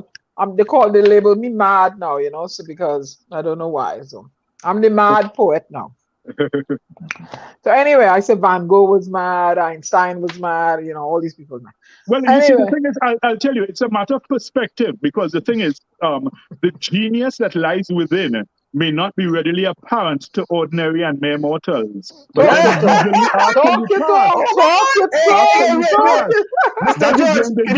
eulogize you. Look at this Haitian painter, Basquiat, who most people actually thought was mad. Look at one of his paintings, I think, sold for 14.3 million this week. Mr. George, could you repeat that, please? Could you repeat that quote, please? Could you repeat that quote? Yeah, talk. Let me, I need to take it down. Repeat the quote, please. You know, listeners, we are about... The genius which lies within may not be readily apparent to mere mortals, and it's usually after you pass that they begin to see the light. Mr. George, boy, that's what we like about when we bring people in the village. We want them to also educate all the listeners as well. You know, it's not just bacchanal and confusion and blame and complain. You know, we Trini. So, but we want to also to educate. All right, great. Of course. And that's why I always appreciate shows such as this, because you see, as I always tell people, it's not a question of you are right, I am wrong, or I am right, or you are wrong. The fact is, once we are able to share ideas and discuss, listen, I may learn something from you, you may learn something from me, I may be able to shape and alter my thinking in certain ways, I may be able to look at things with a different perspective, and that's how we grow as individuals. You know, I always tell people, listen, Dr. Sabga, Anthony Sabga. He was in his 80s. And, you know, I used to spend quite a bit of time chatting with him. And he would always be reading and learning. And I asked him, I said, but Doc, you have all the money in the world. You have everything. You have, why do you still? He said, Martin, I learn every day. He said, I learn every day. The last I saw him, he was reading Barack Obama's autobiography. And, you know, he said he learned so much from that. You know, so, I mean, imagine that. A man who has achieved what you would consider everything possible. And he still has the humility to recognize that he can learn from everybody he meets. And Mr. George, go ahead, Diana. Diana, go ahead. Mr. George, yes. The people in Trinidad and Tobago, they're suffering.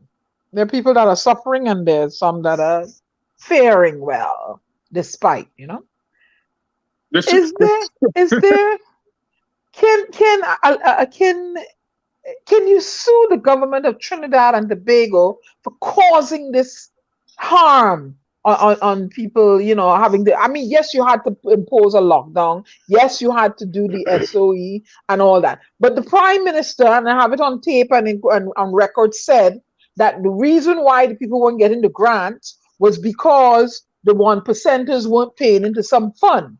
So they became casualties in this whole thing. And they suffered. Children, people reaching out to you because their children are suffering gas pains. Up to the day I had to fund a young lady. She had no formula, no way of getting anything from the MPs, no, but because they're not performing their job. You're hired by the populace. Is there any way in the Constitution the populace can sue the government of Trinidad and Tobago for neglecting them? It's difficult, and I'll tell you why. At the end of the day, you are ruled by those whom you have chosen, if you understand me. And the way the Constitution provides for changing that is through the Representation of the People's Act and through the holding of your general elections every 5 years. So it's not easy in those circumstances to simply say, well, look, you can bring a lawsuit against the government as a whole for failure to do its duty. However, that being said, there may be specific provisions, say, for instance, if you are dealing with, say, for instance, the Ministry of Social Development, there may be specific provisions under the legislation which may mandate that certain things must be done. And in that regard, there's a principle in law called breach of statutory duty, which you can then now hold a minister of government accountable for and say, look, by reason of his breach of statutory duty, you are bringing this action in the court. And once you can prove the case, the courts will most likely uphold it and give judgment in your favor. The trouble with that is the way the system is, and this is where, you know, it is always so difficult and challenging for persons, particularly persons at the lower end of the socioeconomic spectrum. The legal system is time-consuming, it's costly, it's cumbersome, and people often feel, well, it's stacked in favor of the rich and the powerful. And sometimes you see decisions that make you wonder. That's the nicest way I can put it, you know. And therefore, even if someone of limited means is able to secure an attorney who's willing to go the distance to fight the fight, sometimes even as simple as getting your evidence together. You know, I mean, I can give you examples from real life of scenarios where, say, for instance, you know, even if our firm may have embarked upon a matter pro bono for a client, when we tell them, okay, look, okay, say, for instance, in a medical negligence matter, and they need to get an opinion from a specialist orthopedic surgeon or a specialist obstetrician and gynecologist, and the orthopedic surgeon says, look, it's $15,000 for his report. If that person can't pay to get that report, then we can't get the evidence to fight their case, even though we're willing to fight it for free. So, you see, there are always these challenges and obstacles, and particularly now, how the legal system works in Trinidad and Tobago, it's front-loaded. So, in other words, you have to put all your evidence together, you have to put everything in up front. So, therefore, you have a huge financial outlay that usually comes at the start of the matter. So, it actually ends up being a bar and a hurdle for persons of limited means. And then on top of that, you all would have seen in the media and the news last week and the week before the findings of the, when the Attorney General released the report on fees. And you're seeing that, look, it's millions of dollars of fees are being paid by the government. So therefore, you, the small man, you trying to fight a case, but it's up against the government, and the government is paying millions of dollars to attorneys to fight against you, to fight you down. And I mean, that unfortunately makes it so inequitable. So therefore, you rarely would find that persons who may wish with the greatest of passion to champion a cause or fight such a case, most times you find that the results do not end up in their favor, and the deck is always, unfortunately, stacked against them in that regard. So, we have to, I think, look for other ways of social intervention, because for one, being in the system and knowing how it works, I can tell you I would not easily or lightly recommend that persons consider the legal option, because it's a long, hard, and sometimes very frustrating road. And, when you see persons, having to drop off the wagon because they just cannot continue anymore, then it really is heartbreaking for you when you are trying to fight the case for them. And for a simple thing, listen, we've had scenarios where sometimes persons don't even have the transport to come to court. This is when you had physical court, can't even reach the court. We've had to give persons money to be able to travel to come to court the next day because they have to give their evidence for their own case. So you have situations that are really, really desperate. So it's an uphill task always when you are seeking to fight that type of battle, especially against the government, where they particularly are going to be paying millions of dollars to attorneys to fight against you. So they said that the Thurgood Marshall also too. Might I interject there? However, understand what I'm saying. It's not that you wouldn't get attorneys who are willing to take up the fight. But what I'm saying is there are sometimes other ancillary matters and expenses that are along the way, which are totally outside the attorney's control, that sometimes the clients cannot even meet those. And a classic example, and that's why I use that one, the medical negligence, because you always must have a specialist report if you are going to try and prove a case of medical negligence. So and Mr. those George, reports are not cheap. Right. I want to say we want to thank you so much, because we have another guest waiting in the background. Sure.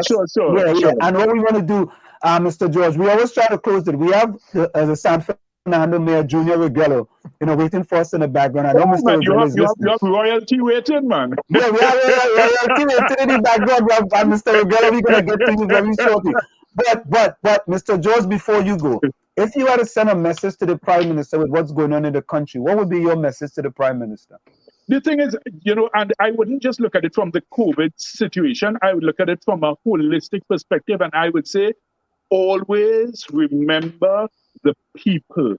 They're the ones who put you there, and they're the ones that you are there to serve, and never lose touch with the common man, in the sense that you and maybe the ministers, because I think, for instance, I think it's obscene that in a time like this where people are losing their jobs, you have people who can't even pay for food, can't pay water, can't pay electricity, and you have ministers buying multi-million-dollar cars, getting $500,000 in tax breaks, and it's almost like you're rubbing it in my face, you're waving it in my face, I mean, think of what happened in the French Revolution when Marie Antoinette said, when they told her, they said, listen, my lady, the peasants, they don't have bread. And she said, let them eat cake. So that's to tell you how out of touch and insensitive she was. And that is what sparked and triggered the French Revolution, because the people had reached their breaking point.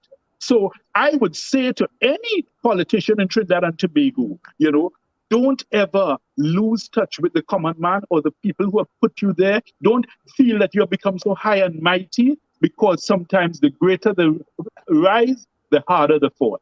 Oops. Mr. George, we want to say thank you so very kindly. It's always a pleasure that you join us. Thank you so very kindly. Thank you, and good evening to you and your listeners. Thank you. Thank you so much. So folks, I tell you, boy, I want to say thank you so much. Mr. George joined us on very short notice. and we want to say thank you now. So let's go quickly to our next. We're not going to waste any time. Let's go to our next guest. Let's bring him in.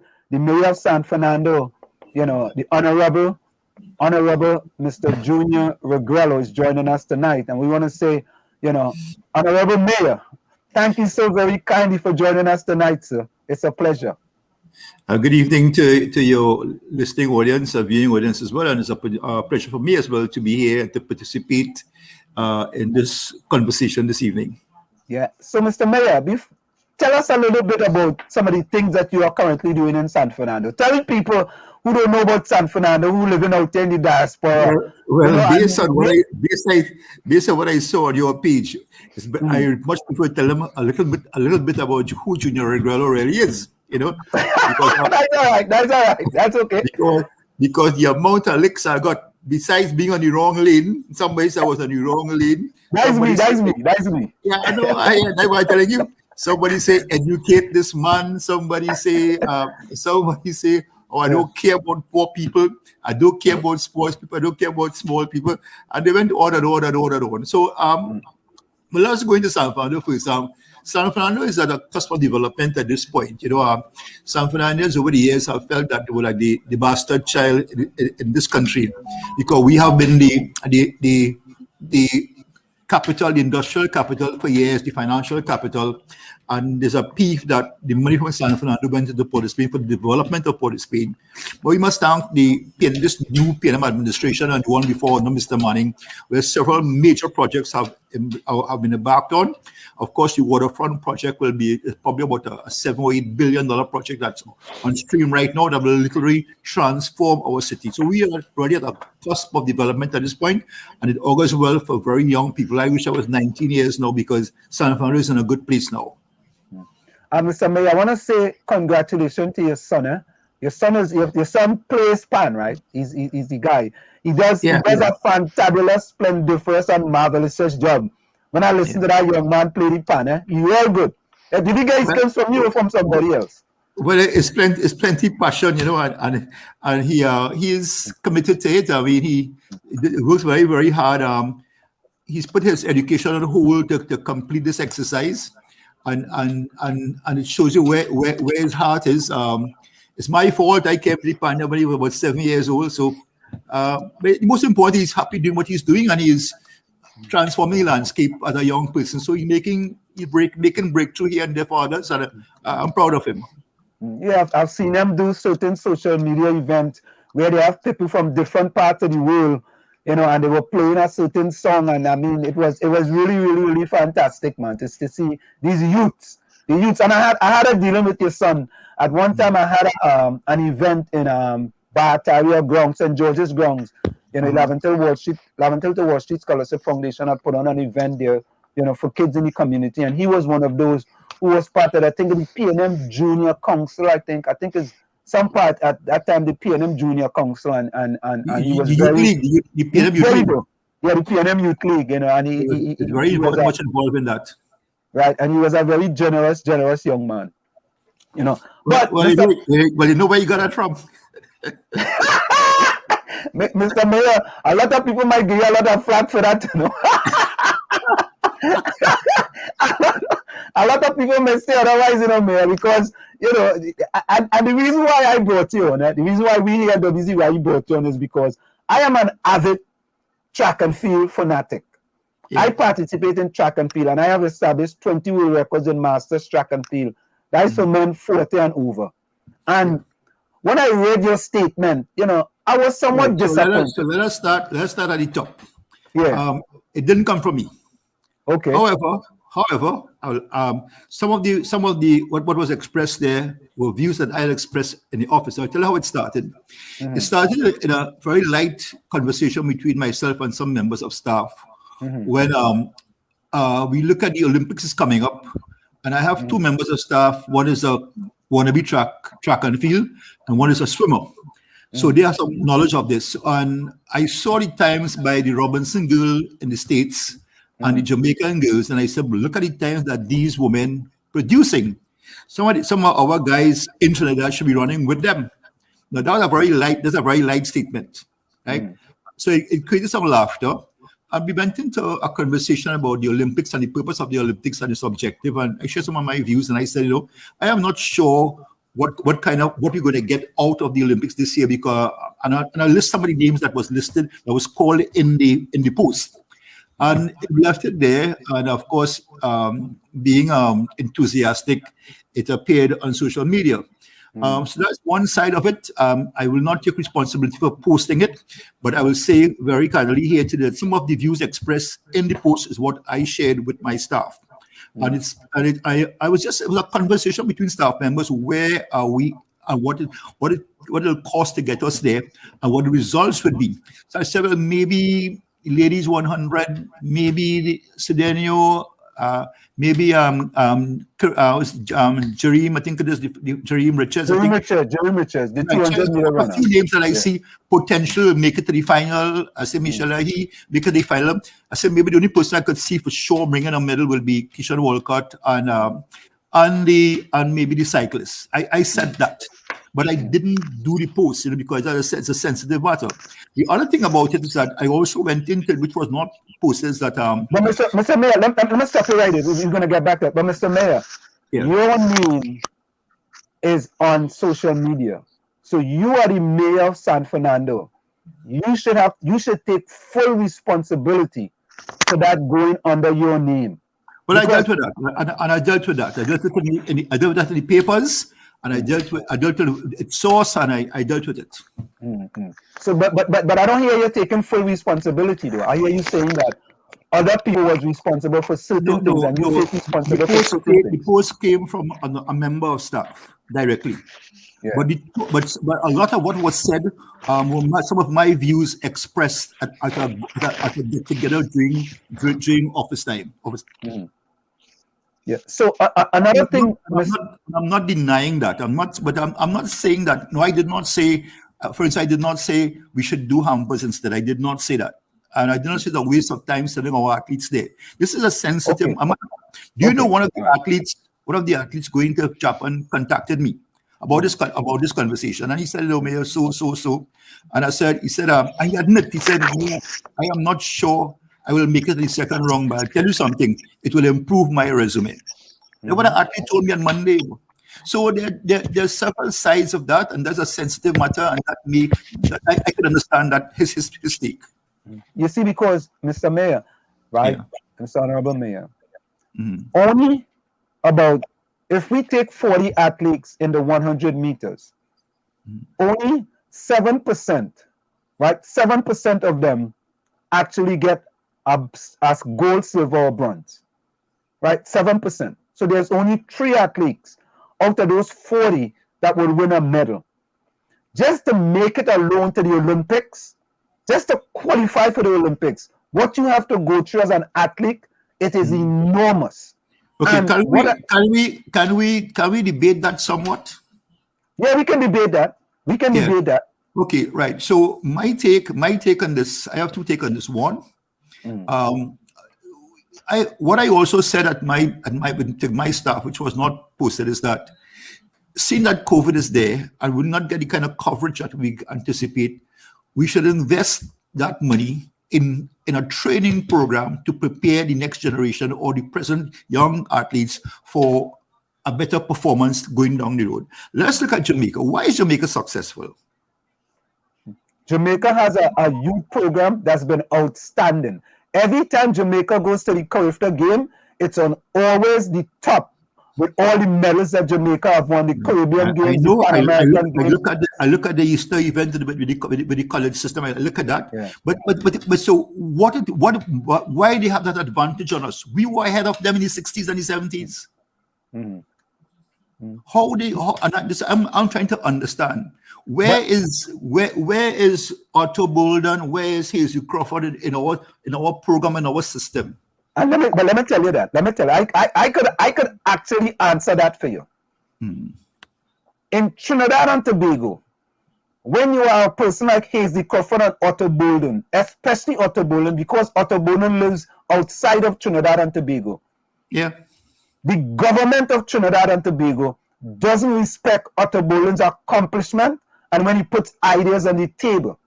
nor does the entries in Trinidad and Tobago. There's no, well, nobody will say no respect. I shouldn't say that. There's not much respect for what he has accomplished. And look at what he's doing with Brianna Williams of Jamaica. He's making her into a champion. But we in Trinidad and Tobago. And that's a question that was raised with my concern. You know, we have a serious issue, and I think it goes beyond going to the Olympics because we want to get to the Olympics. We want to go to the Olympics and be successful. So yes, you made a point about how hard the athletes have to work. Do you know in 1964 we sent 12 people to the Olympics and we came back with a silver and a bronze medal? 1964. Yeah, that's with Wendell Motley and those guys. Yes, Wendell Motley. A silver in the 400 meters and a bronze in the 4x4. In 1966, that same 4x4 team broke the world record in Jamaica. Right? So I mean, look how we have more or less gone backwards. But Mr. Mayor, you see, the reason why we have gone backwards, the only how these athletes could survive is by intervention by the government through the National Association of Trinidad and Tobago. And if year after year after year, the government decides to cut back on these programs, these cannot get the right type of coach, the right type of masseuse, they have to pay rent. However, when these same kids win medals, the same government put them on a pedestal, right? However, Mr. Levon, I am not disagreeing with you. Do you know who discovered Kirani James? No, I don't. 𝗲𝘃 Crawford. Through a NGC program. You who discovered Keyshawn Walcott? 𝗲𝘃 Crawford. Yeah. I know that one. When 𝗲𝘃 was at NGC, 𝗲𝘃 was going into the countryside and looking for potential athletes. That program was so successful that NGC was doing business with Grenada at the time. And 𝗲𝘃 was sent to Grenada. You know where Kirani is from? 𝗲𝗃. I know. 𝗲𝗃 was the end of Grenada. 𝗲𝗃 don't even have a KFC. It's a little street, a little village with extreme poverty. So I'm saying that 𝗲𝘃 have a critical role to play and should be allowed to play. And we need a coming together of the bodies, whether it's the government, whether it's the agency, so we can be successful. We were ahead of Jamaica long before they were doing what they're doing. We broke a world record in 1966. Where are we now? But, Honorable Mayor, you know what it is though? I'm glad we have you on here because your statement on social media was a snippet of what's actually in your mind and on your brain. And maybe the person whoever had put it out could have expanded a little more and add a little more beef to it. You know what I'm saying? Because when I saw it... Let me ask the next question. Why the Jamaicans are not on the collegiate system in America? Why they're not what? Why they're not on the collegiate system in America? No, they are. You sure about that? There's many Jamaicans going to colleges here in the United States of America. Many. So many. The pen relays. You with me? Yeah, with you. Go ahead. For the pen relays, when Jamaica have that event that they have, I think it's the weekend before Easter, their college system, all these talent scouts from America is in Jamaica. Right, yeah. Looking for the potential talent. Since Usain Bolt was about 16 years, I looked at that event and saw him. Listen, and you see what's happening there. They are just like a conveyor belt rolling out people. We have, what was the point that hurts me as a black man in this country? When I go through the countryside or even on the block, I see strong, hardback African brothers who should be understanding that they may have a potentially a good athlete on the block with the pants on the knees, wasting time, wasting the gifts that God gave them. I am hurt by those things, and I'm saying that we have no right with the kind of wealth we have, the kind of talent that we have to be in the position that we are in. When I see people talking about, when I hear people talking about trying to make the qualifying time before an event, and why try to make the qualifying time, other countries close to the world record or clocking the fastest time. I have an opinion. I share my opinion. Are we going to the Olympics just as I went to the Olympics? I saw tonight on the news there, I don't want to call him because I tend to speak my mind and get in trouble for saying that. But here it is. I saw somebody going to the Olympics for the 3rd time and never won a medal. And he already there. He's there with a coach and a physiotherapist and this one and that one, right? You know, I am feeling that this is a joyride. Nah, it's not a joyride because listen to this, Mr. Mayor. You have to understand that. So you go to the Olympics 3 times. What purpose are going there? Yeah, but if you are the best in the country and you have made the qualifying time, are you saying I should leave you home if you have made the qualifying time to go to the Olympics? My friend, I'm a radical, you know. No, I'm asking you No, if I should leave you home. Hear me. So you are saying that only people should go is those who can medal? No. You went 3 times. The 4th time might be a charm. So the word, I real enough. If you went 3 times, maybe the person going for the first time might get a chance. You had 3 times. There are people who went to the Olympics 4 and claimed if I went to the Olympics 5 times, I'm not calling names, and you probably know what I'm talking about. Went to the Olympics 5 times.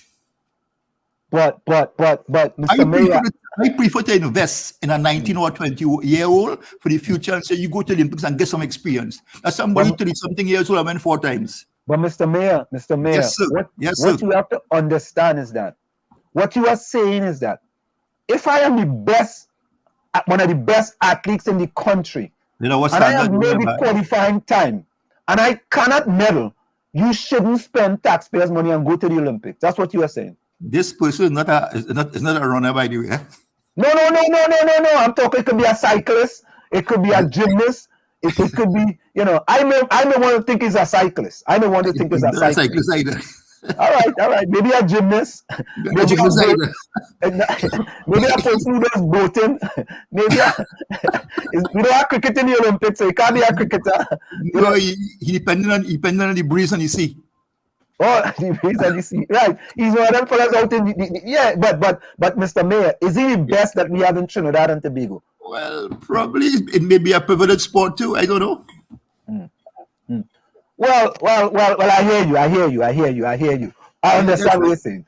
My friend, listen. We talking real here. This is a conscious conversation. No, we keep it real in the village, you know. When we come in the village, we keep it real. And I want to take off my political hat. I talking as a Trinidadian who proud of my country, and I think that Hazley went to the Olympic. Before Hazley won a gold medal, Hazley was heating up the place. Hazley went primary school. Hazley went primary school together, by the way. So I know Hazley won it in 1911 and 11 to 13 and 13 to 15 in government school in San Fernando. So when he went to Petrotrin to Texas, it was as an apprentice. He won it in the junior league. Before he won the gold medal, he was winning CAC and Central American and Commonwealth Games medals. So he was building up to that. Right? In the 1972 Olympics, right? Hazley should have won that gold medal, but he broke down in semi-final. His leg was strapped. His left leg was strapped, right? And that hurt you. That hurt Trinidad. So we knew that Hazley was potentially going to do so and so. So I think I would like to see us return to the glory days.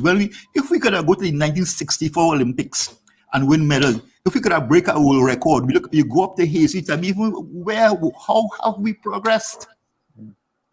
Every now and again, we get something outstanding like the 4x4. What those guys were doing, and there are a lot of potentially. I mean, I'm not pulling down the athletes, you know. It's not their fault in the situation, you know. But something's wrong somewhere.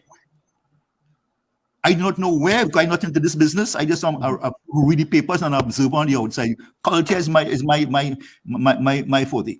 Well, I'm fully into this business, and Diana and Gary or Tommy. Anytime you guys want to jump in, you guys can jump in. Mr. Mayor, don't let that man get more licks now. Let come into now and give some licks to now. Hey, Mr. Mayor, when we come into the village, that's what we like out in the village. We keep it real. It's 3 against 1. I come out the both fist fighting and waiting for the others to come jump. You come in ready, man. You come in the Guyal, you come in the village Guyal. But Mr. Mayor, let me say this, right? Yeah. I remember when 𝗧𝗂𝗏𝘆 was winning bronze medal in the Olympics and the World Championships. You know what most Trinidadians says? 𝗲𝗶𝘀𝗀𝘁𝗲 is a failure. On radio stations across the country, they were saying 𝗲𝗶𝘀𝗀𝘁𝗲 is a failure because you only going to the Olympics. Maurice Green had went and won, and Maurice Green and 𝗲𝗶𝘀𝗀𝗁 was in the same camp. You know what many Trinidadians say? 𝗲𝗶𝘀𝗀𝗁 go to the Olympics to smell Maurice Green bam bam. That's what I say. You know, and it's unfortunate that sometimes you get down to that level, but at the end of the day, when you look at those record and what he's able to achieve, he has to be in our Hall of Fame. No two ways about it. No two ways about it. But you see, you have to go back.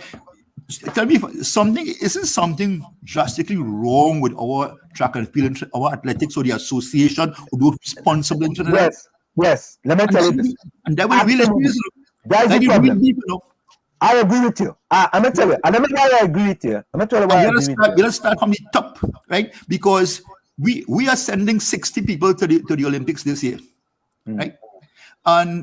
And what is the cost at the end of the day? There's airfare in a COVID time. There is meal and allowances. There's podium. There's accommodation. That could be about $2-3 million we're talking about. And that's small money. That's small money. Hear me. I'm saying we should have maybe at some point we have to stop and start over again. Blow up the whole thing. Stop and start over again and take that $3 million and invest it. And them same athletes who trying to make the times, because when you read the papers, you see this athlete trying to make the qualifying time. They're going to run the next 2 events to make the qualifying time, and while they're doing that, people in the same event close to the world record. Yeah, but no. There is a gap between our athletes, and I feel for those young people also who trying their best, but there's a gap between our athletes and the Bahamas, a gap between us and Jamaica, a gap between us and the rest of the world. And why is that so, and what are we doing about it? The results going to be the same as the last time and the next time. Mr. Mayor. Yes, sir. Tommy coming in. Yes, Tommy. Are we putting in what we expect to take out, or are we trying to take out something that we didn't put in? Well, I think both. Because it is not our fault. We didn't create that, but we having a discussion here, for and against, and we try to understand, identify where the problem is. It's not nothing to do with the accident. Something is drastically wrong, and we must try to find out where. My friend, the host of this program, say this is his field, this is his business. We can do something. We have to do something about this. But it doesn't seem to be rocket science. What we put in is what we will take out. Right? So the results we're getting is what we put in. That's what we're saying? That's what I'm saying. Correct. Absolutely right. And how do we change that? By actually putting a program in place, funding it, and getting the best experts in that particular arena to do the best with our athlete. And then we can take... Mr. Manning sent Hazley to Jamaica to make a study. Hazley brought back a report. It was given to the entries or whoever is called them in Port of Spain, and the president or whatever you call them, and fellas on them. And one of you should ask them, where's Hazley Crawford's report? Mr. Mayor, let me say something else here. I came to Trinidad with a program called Sports Development Academy. SDA, Sports Development Academy, and I'm going to say this for the first time. I met with 2 ministers of sports. I met with Anna Roberts when he was in the UNC Minister of Sports, and I met with Darrell Smith when he was the minister under the PNM with the Sports Development Academy. In order for them to understand that we're going to build an academy where we could train these kids to be the future soccer players, the future track and field players, the future golf players. And what we will also do is set up scholarships for these kids to go away and go to this university and hone their skills so they could come back and be medalists for Trinidad and Tobago. Two parties, PNM, UNC. Same end result. I hear you. It's a sensitive thing.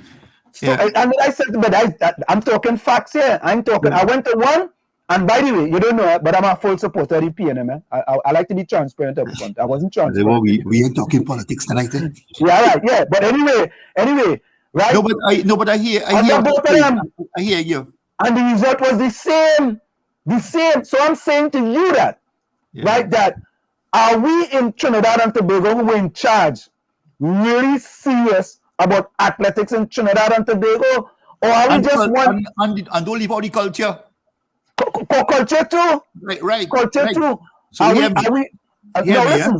Somebody put a great point here. Hold on. I want to get this point here. Mark Daniel said this is a great point here because you said if a guy go in the government, if a guy go to Olympics for 3 years, he should give somebody else a chance. How about a person in government for 12 years? Shouldn't they get somebody else a chance too? I agree. If you're saying that you in government, but if it's not politics, my friend, they not politics, you know. I understand the point that being raised there because let me raise this with you. I know Dr. Rowley well. You know how hard it is. You know how hard it is to lead anything in this country. You know how difficult it is. Dr. Rowley, because get me on Dr. Rowley heart is in the right place. When I was a parliamentarian one time, and we sat next to each other. And when Barcelona playing, or the West Indies playing, or golf playing, we'll just break away for a few minutes, go and get his score. Well, or we really score to one. He is hard. He loves sports. But how do you get the right people with the right, attitude with our responsibility? But Mr. Mayor, you promised me that you don't want. I promise you that I wasn't going to talk politics. But you started. But you open the gate. Let me say this to you now. Yeah. How could you have 𝗪𝗪𝗀𝗁𝗃, who never played netball in her life, as a minister of sports? The Fifth Amendment. What is that? Okay, that's all right. That's all right. That's all right. That's all right. That's Fifth Amendment. That's all right. No, that's okay. That's okay. No, that's okay because he promised to come on and we promised, but he give me this segue.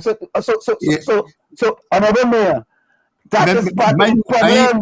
I'm not against your views, I listen to you because all of us, beside taxpayers, we love our country. We want our country to do well.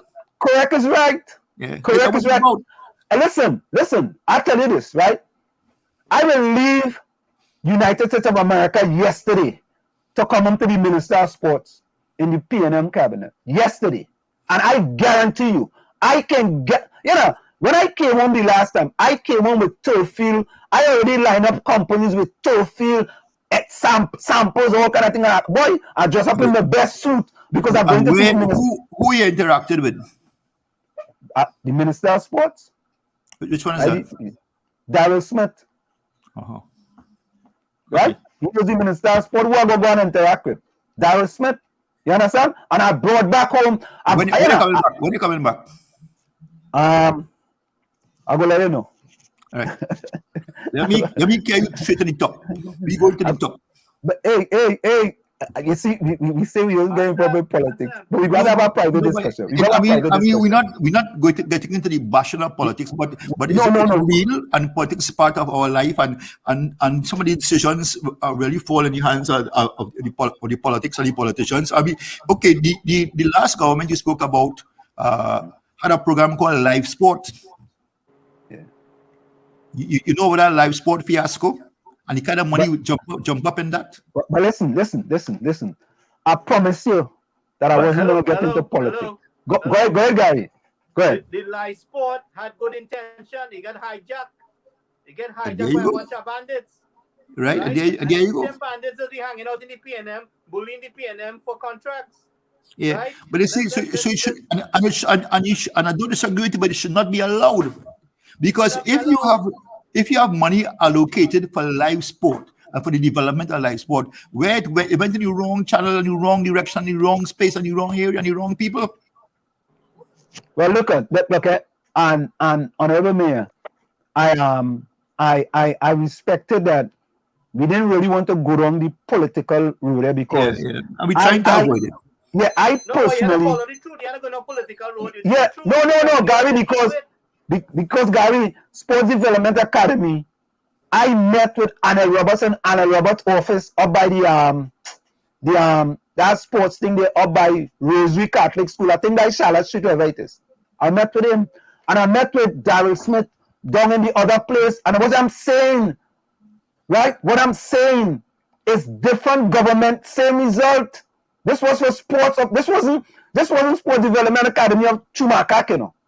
This was Sport Development Academy of Trinidad and Tobago. And here's where I get that idea from. There's IMG Academy in Florida, right? And I sent my son to IMG for soccer. 2 weeks, 2-week camp. I say, boy, we have all kind of land in Trinidad and Tobago, right? And let me go back to this. We spend $400 million in live sport. You know, if we had a Sport Development Academy today in Trinidad, we could have had sports tourism. Absolutely. People coming to Trinidad and Tobago to bring their kids to camp, and they come for vacation as well. They go to Tobago, they go to Trinidad, all of that. But you see what it was is that maybe I wasn't influential enough in order for somebody to listen to what this little black boy from 𝗪𝗂𝗃𝗃𝗃 was bringing. You understand? Because Honorable Mayor is two parties, you know, UNCP and them, same result, you know. But Honorable Mayor, we wanna keep you for a little bit longer, right? We have to go for and let me say this to you. I appreciate you coming here, and we are not gonna bring you here and disrespect you. Okay, we are not about that here in the village with Diana, Ansem, Gary, and Tony. I hear Diana, them girl, Tisa, Gary. I want to hear them too. Yeah. Well, he want to take a station break. What do you think about it? I have a few questions. All right, no problem. All right, so Gary, let me take a quick station break, and then we're gonna come back with the Mayor of San Fernando, Junia Regrello, who has nicely and fantabulously and splendiferously and marvelously decided to give us some of his time. So we appreciate you very kindly. To understand that our objective here is to partner with our public officials in Trinidad and Tobago and to help to enhance what we have in the country. And there's a lack of understanding that our intentions are, you know. But anyway, let's go for the station break. We'll talk more about that.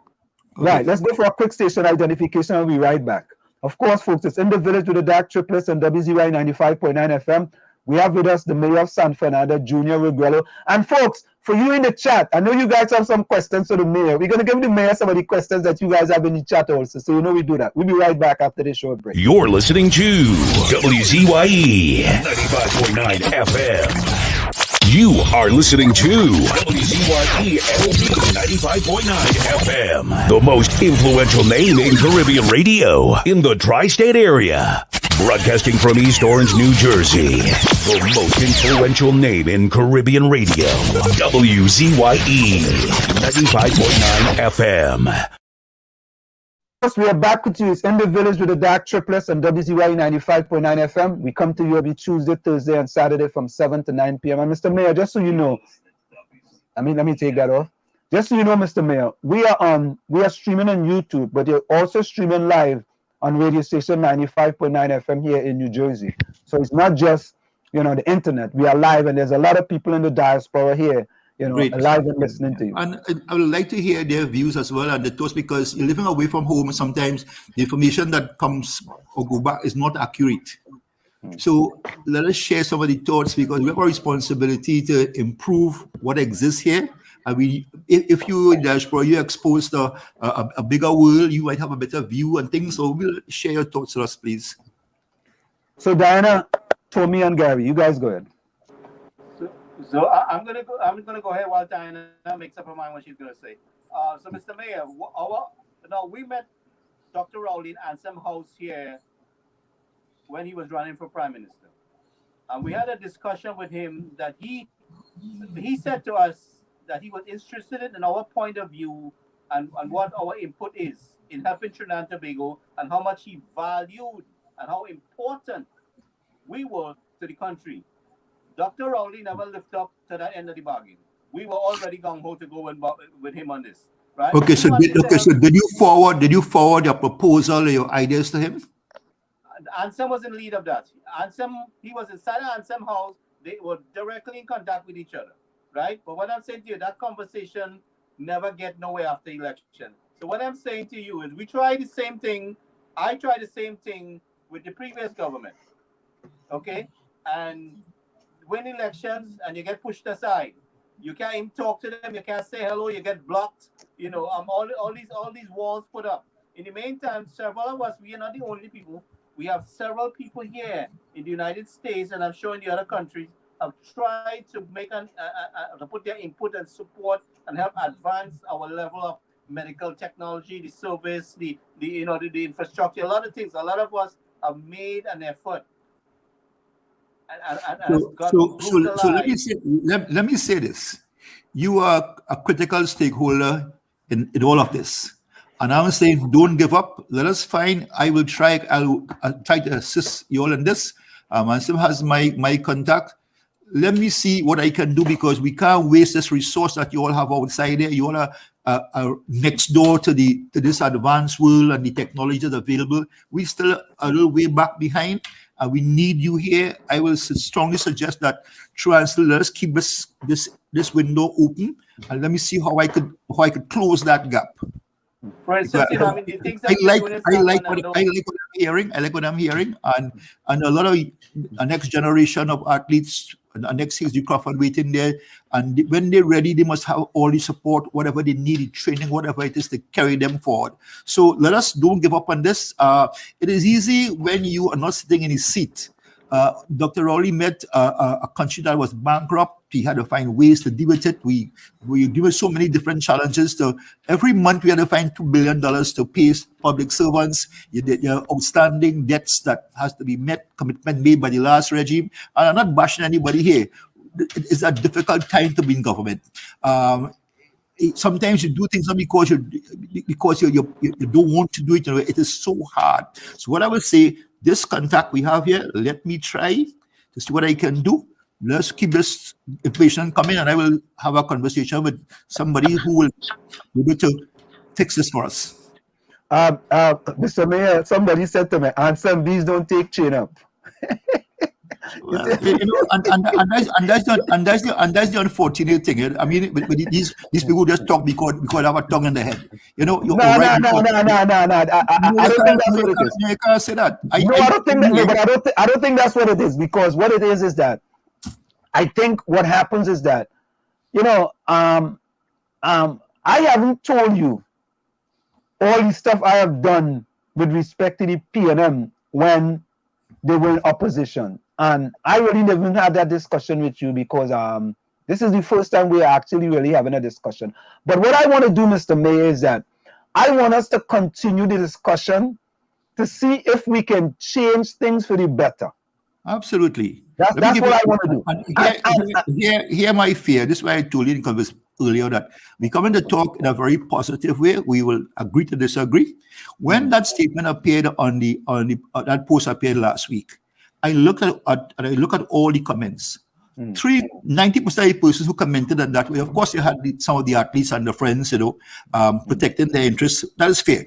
When you have politicians who oppose to the PNM, bashing the comment without even understanding what was said, and more importantly, talking about my ban, my pan life, my sponsorship, all those different things, my salary. When you investigate the background of these people, it is fake profile. It's people who support another political party. So we having a conversation which I think is interesting. I think it's balanced. I think I'm trying to see if we could do something about it. And somebody saying don't take chain up. That's a negative comment. No, I don't think. I disagree with Ansem on this, because I said Ansem, I said you don't know what the mayor is facing. We have a lot of people in the country don't have food. He's dealing with it on the ground there. So I mean, I disagree. He was looking at it as an athlete point of view, but I said, in your for as your perspective down there is that you are facing the fact that the people is coming at your door who doesn't have something to eat because they lost their job. So these are the kind of things the minister, the local government, the mayor, the councillors are dealing with on the ground. So I cannot look at it at a different angle. And there are many sides. Yeah. But if we could agree to disagree. I tell you, one of the athletes called me and said to me plainly, he said, Mayor, I hear what you're saying, but this will improve my resume. That's what he said. I said, sir, I respect you. I respect what you're saying in your position. But we have to look at this. You can't get into the budget about what the mayor's salary is and what you do. Look at it. And it got very, very nasty. And the mayor is a clown. And he's saying that we are trying this conversation, I think, is important. I think it's balanced. I listen to what you all have to say. I'm surprised with some things I'm hearing. But let us find a way to fix this problem, because somewhere along the line, there's another 𝗧𝗂𝗍𝘆 sitting down at age 14, another Jersey Crawford. And are we going to let him fall in the same situation that some of our athletes are in right now? So, Mr. Mayor, here I want to make a request for you. Here's my request to you. Right? Here's my request. We have had a hard time for people from the PNM to come on this program. You come on this program. Nobody in bash you. Nobody in disrespect you. Nobody in call your names. Nobody in cuss you. Nobody in tell you nothing. Right? And I come after a Galaxy. I know, but that's what it is. And I Gaelics too. And I still come. Yeah, because I tell you, and this is what I said. I said, Mr. Mayor, in the Olympics or in sports, they run the 100 to 400 all in lanes. And Mr. Mayor, sir, you actually ran out of your lane and you have been disqualified, sir. And then you message me and ask me to come on your program. I said, no problem. And then I message you and ask you to come on the program. And you know what? And you come. Yeah. You see, so in spite of what, and people, it's not taking chain up. We have to look at the facts. I would say that I didn't disrespect you, right? But I told you that you was out of your lane nicely, okay. And I showed you, and I accepted that.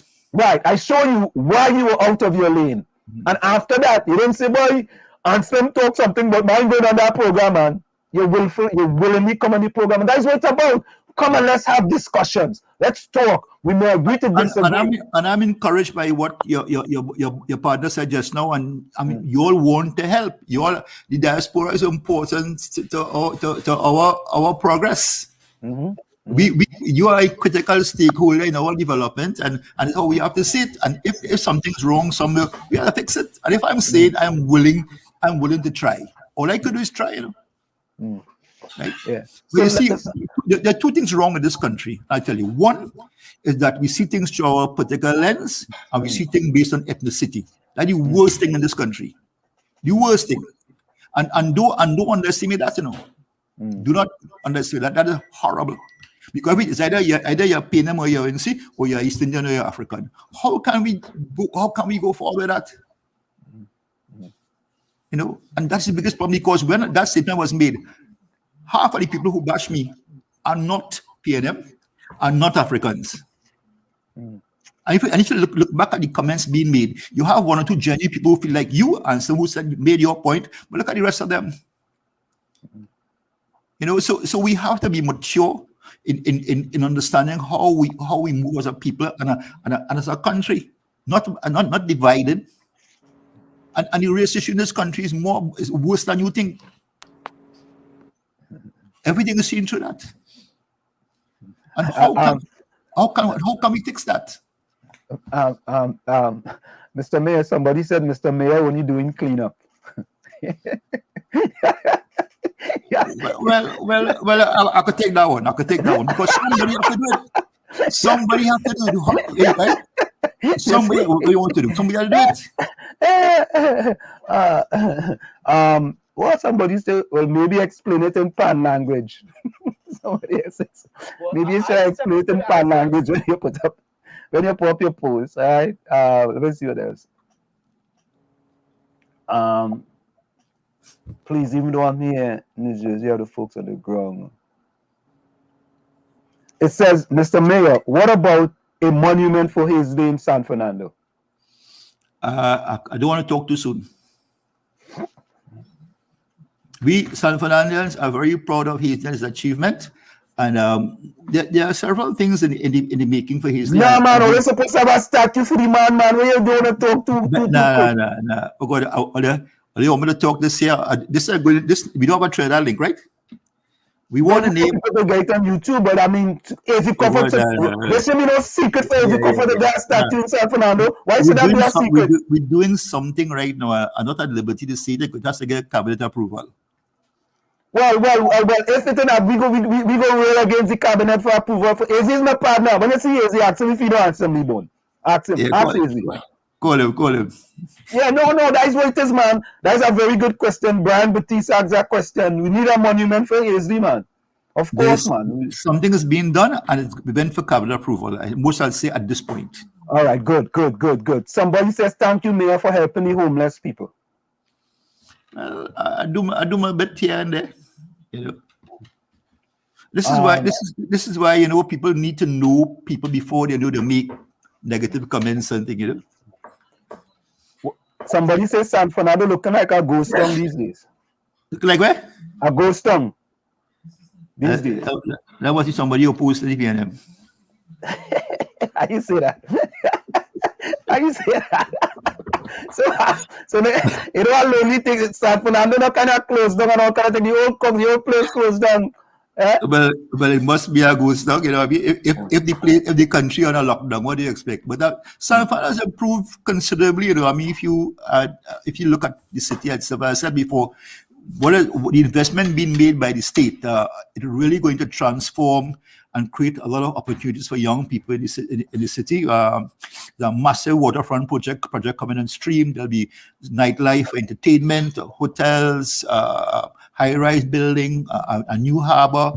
There's so much happening. A museum will be built on the wharf. If you have any Southerners outside there, San Fernando is being transformed as we speak. And you'll be very proud when you all see the city when you come back, whenever you come. That's some very good news. You ever traveled out to the Baltimore Harbor? Hey, Maryland? To which harbor? In Baltimore Harbor in the U.S., in Maryland. Gary, your phone a little low, Gary. No, I could tell you where Farallon is in San Fernando. Okay. Hey, Ron, I can't see your chat, man. Let me see something. You think I should leave and come back in? No, he's okay. Somebody said Sando going too bad. Is that true? Well, how long that person away? No, the person might be in Trinidad, man. Well. So anyway, what the idea I have, and I'm sure this will answer him, and he agrees with it, is that we want to encourage the members of the diaspora out here to invest in the country, what skills, whatever they have, to encourage that. It's not just us. We are using this platform to encourage the investment back into the country. A lot of us will come back to Trinidad in a minute, but we want things to a certain standard that we have a medical emergency. We don't have to be lying up there for hours and can't get a bed and these kind of things. So we all want, but we want to encourage, to drag in all our TNT fellow men into this mission. You know, we want to encourage their investment, their time, their money, whatever it is, back into our country. You know what somebody said to me a couple of years ago? The Trinidadians are spoiled, and we have life too easy. Everything in this country is subsidized by the state. Our electricity is the second lowest rate in the world because it's being subsidized. You all live abroad, you know what gas costs in America. Gas is being subsidized here. Our water is being subsidized by the state. Everything is subsidized by the state. So Trinidadians have gotten life very easy. He actually once told me why he thinks Jamaicans are so successful in athletics. He called them more hungry than Trinidadians. And they need it. Wow. Well, no, Diana, hungry in that instant doesn't mean hungry for food. Hungry for success. Right, yeah, hungry for and that's a valid point. It's not, you see, because sometimes words, you know, we have to carry, I just wanted to clarify. I don't need to clarify your words. But because, you know, when you say that, Mr. Mayor, right, people may think, and you just don't clarify it. People may say, what? Go on that program, the mayor said people not hungry. Yeah. That's why I made the song for you to catch it. In the context of the conversation, hungry for success. Right. And I understand because in Jamaica, most of the people, only a very small percentage of the Jamaicans actually become professional athletes and make money. Most of them go away on track and field scholarships. Most of them. Yep. Right, and I know that for a fact because And I'm I'll also involved. tell you, when they win the gold medal, they don't get a house and they don't get a parcel of land. No, that's a good thing. I don't have a problem with that in Trinidad. No. and I'm Tobago. not saying it's a bad thing. I'm just showing you how fortunate we are in Trinidad. You know, so I think there's a lack of support also. There's a lack of encouragement. There's people they don't invest with you until they really make it big. People don't have no time for you. When you're struggling down there to try to make it, you don't get that much encouragement and support. So I mean, there's a lot of community structure that has to be put in place to encourage people from the ground up. And then there's a lot of things that is not said and not told. So on the outside, you don't get the information. A lot of money may have been invested in programs that didn't really trickle down to the athletes because of, somebody once said that we suffer from smart manism because everybody have to divert the funds elsewhere before you get to the athlete. So at the end of the day, the buck is passed, and sometimes the athletes suffer, and we really need to take a comprehensive look at this thing and see how we could fix it. I think, let me just talk cricket a bit here. Back in the, I think it was the 70s, Dr. Williams hired West Hall, who was a Barbadian, through Whitco. And Whitco had a program called just BAT. I remember the acronym, what it was for.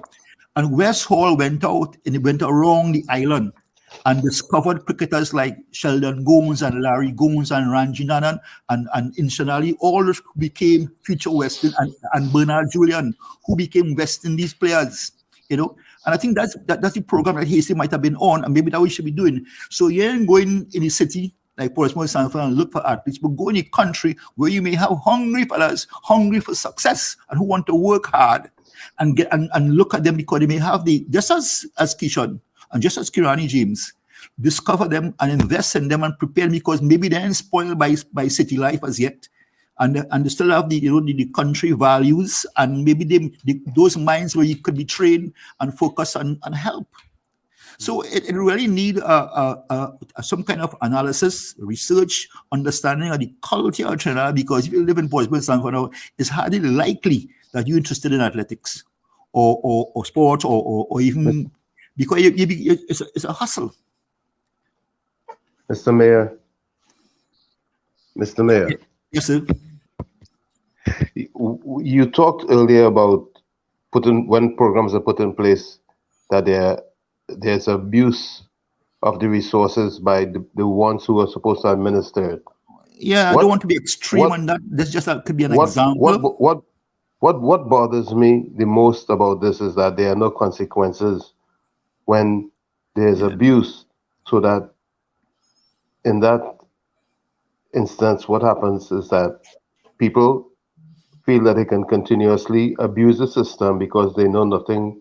There will be no consequences. Nothing will be done to them. We have to change that culture in Trinidad and Tobago. And the abuse is across the board. Yeah, I agree. So you have all these associations and made up of officials and who, I meet with them a lot in San Fernando, the head of the basketball, the lawn tennis association, and very rare, you get some genuine guys who want to give back. But it's always a case of getting funding from sponsors and funding from the state and so on.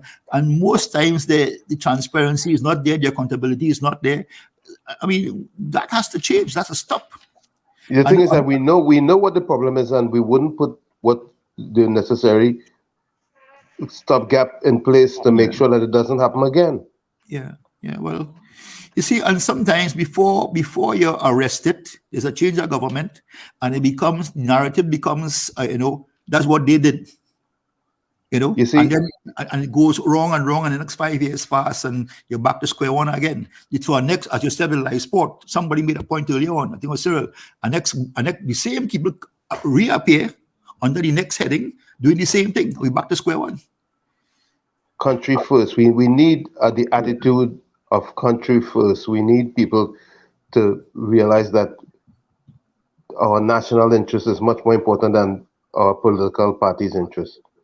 Yeah. My friend, let me tell you this. I'm not here to take any pips. I did not buy a new vehicle.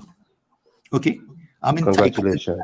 I'm entitled to that. I will not do that. I'm not bashing my colleagues and them. I'm just saying that some of us have to stand out. Some of us have to understand that people are looking at you. I drove around in an old car as the mayor for about 13 years, shut down several times in San Fernando, had to walk. People stopped me, how you walking, want to take a car? The air conditioner working. But I was saying in a very difficult time, when the economy is bad, how I will look driving a brand new car when people are unemployed and can't get food on the table. That's how I look at it. You know, Angela Merkel from Germany was an exemplar and is a great exemplar to her country. I wish, and I always say, I wish some of our leaders in Trinidad would look at that, to know that that is a first world country. Yeah. And we are third world, and the way we behave is deplorable when we get power and position. Yeah. Well, you think about it, before I got into politics, I was in the arts. I come from the pan world, so I know about struggle. So those things will not, I mean, if some of those guys have live a very privileged life or a life of opulence, and they say, I remember once a minister said he didn't take an oath of poverty. It was Brian Quaitong who said that. You all remember that? That's right. Right. So if that's what they used to and accustomed to, it's fine. I am not of that, and several of us are like that. I know very quietly the Prime Minister, for instance. I know that he contributes to his constituency and people, and some of us do things quietly. I give out hampers, but you'll never see me on the papers handing somebody a hamper and taking a selfie and say I did that and do that. Some people do those things. Mr. Mayor, we share one thing in common, the art, because I've been at it for a long time from a young age, I mean, you know what? That gives you a foundation and an understanding, and it hardens you, in going forward. Well, folks, I have to tell you, all right. At the end of the day, right, there is many things we'll agree with and many things we'll disagree with, right? I absolutely disagreed with the mayor, and I let the mayor know my disagreement before I even called him. I let him know my disagreement, and I put my disagreement on social media. And after I put that, I sent him a message. So I have to say that he has some testicular fortitude.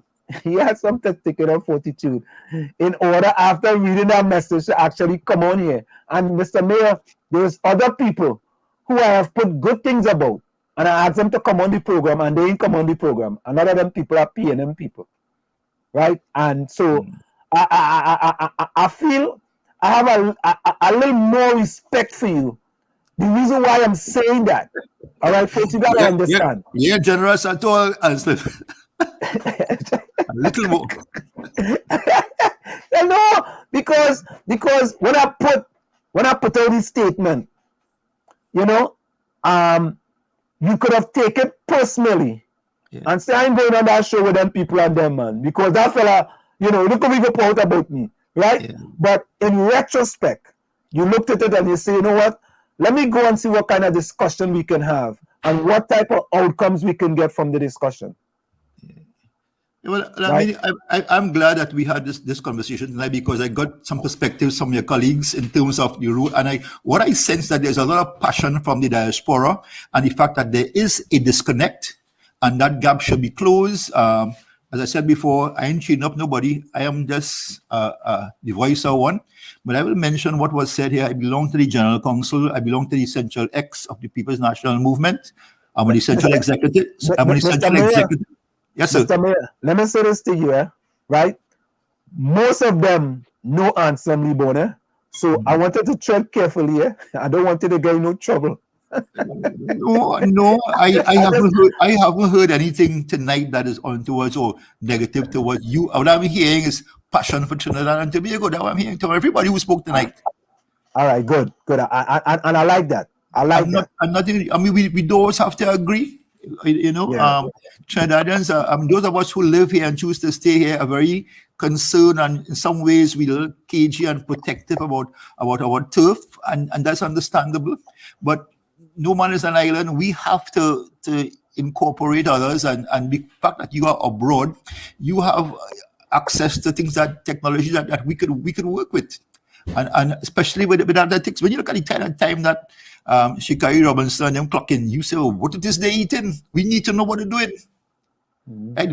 What I would have liked to see is the Bahamas and Trinidad and Jamaica prepared for the Olympics on the same place, in the same camp. We need a collective approach as the Caribbean to represent the Caribbean, because and I go back again to say Sport Development Academy would have allowed them to all go in one place, have a nice track, have a dormitories, have a kitchen, have good nutrition, everything, that all of them could have come there, trained together, and prepare themselves for the Olympics and prepare themselves to win medals. You remember in China and in England when the Caribbean run down 1-2, things like how we felt as a Caribbean.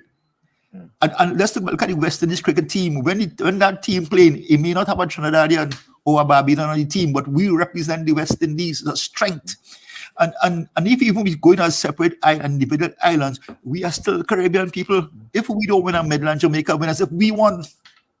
So I would like to see a different strategy, a different approach in how we promote ourselves as Caribbean people and our success. I do something I'm looking back next week, Saturday, on the Mayor's page. I do something called Flashback. On the 24th, I think the 25th of July will be Hazley's anniversary of winning that gold medal in 1976. That's next week. I'm going to feature that videotape. But wait now. You know what to do? I don't look for Hazley number. Tell Hazley we want him to come on the program. Get Hazley answer me born say. We want to celebrate him. Wait. I call Hazley now. Call him right now. Watch. We're going straight. No, hold on. Call him now. What we do? Look how we don't do it in the village. I call him now. I call him now. Listen, look for easy. Call him. I know for no man, and I don't do things after. And I call him. Call him right now. Call him. I'm not playing on. Right. Speak your answer.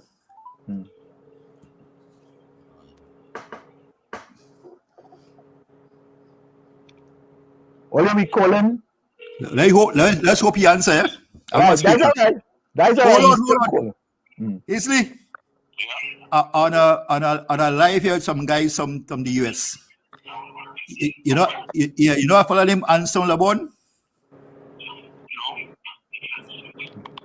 He's on the phone here. Tell Coffee the fella from Wall Street. Tell him from Wall Street. Tell him the fella from Wall Street. So the fella from Wall Street. Anson Lebon. Anson Lebon from Wall Street. Yeah, I know him. You say you know him, Anson? Yeah. You say I know him. That just is. Is he one going on, partner? Is it that they're talking to you? I wonder how you're going. All right. You say you're good. All right, so tell him to bring him on the program. He wants to come on the program. I will talk to him and ask him about it and get him to come on it next week or so. All right, cool. I talk to you. Yeah, see, so what it is that anytime I go to Trinidad, right, they used to have something in the Adams Square thing for Carnival, and he used to put up there with all his medals and all kind of thing.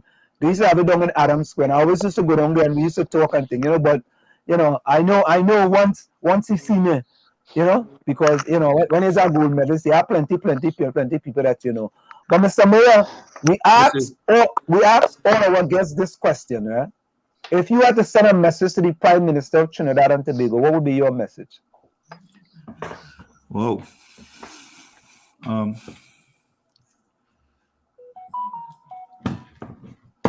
You put me in a little spot there in terms of what would I tell this man. You hear me? I heard he said that this is his last term as Prime Minister. I will tell him rethink it and make a next term. Nah. Go ahead. You ask me a question and say I'll tell you something. It's those in the kitchen will feel the heat. Go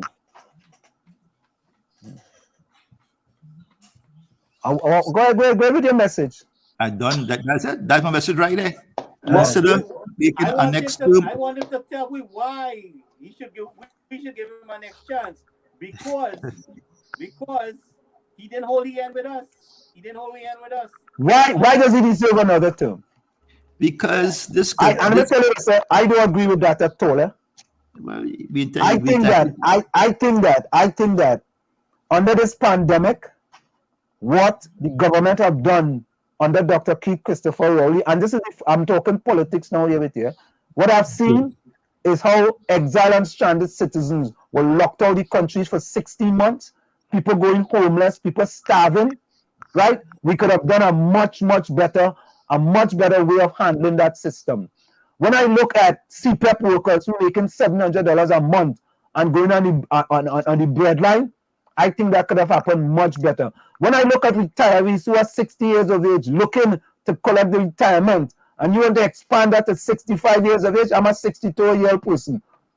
Like 62. I do not know that you're accurate with some of those things that you're saying there. You know, a recommendation was made by a body to move the retirement from 60 to 65, because we are now an aging society, and you are 62-year-old people making children and things like that. So I'm not saying you, sir.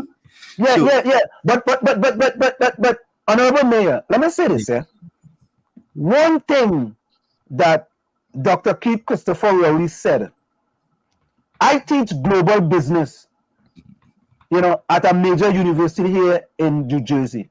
I also teach principles of business management, organizational behavior. And when you as a prime minister going to say, you have to get the rich richer in order to help the poor, you are misguided. When he said that?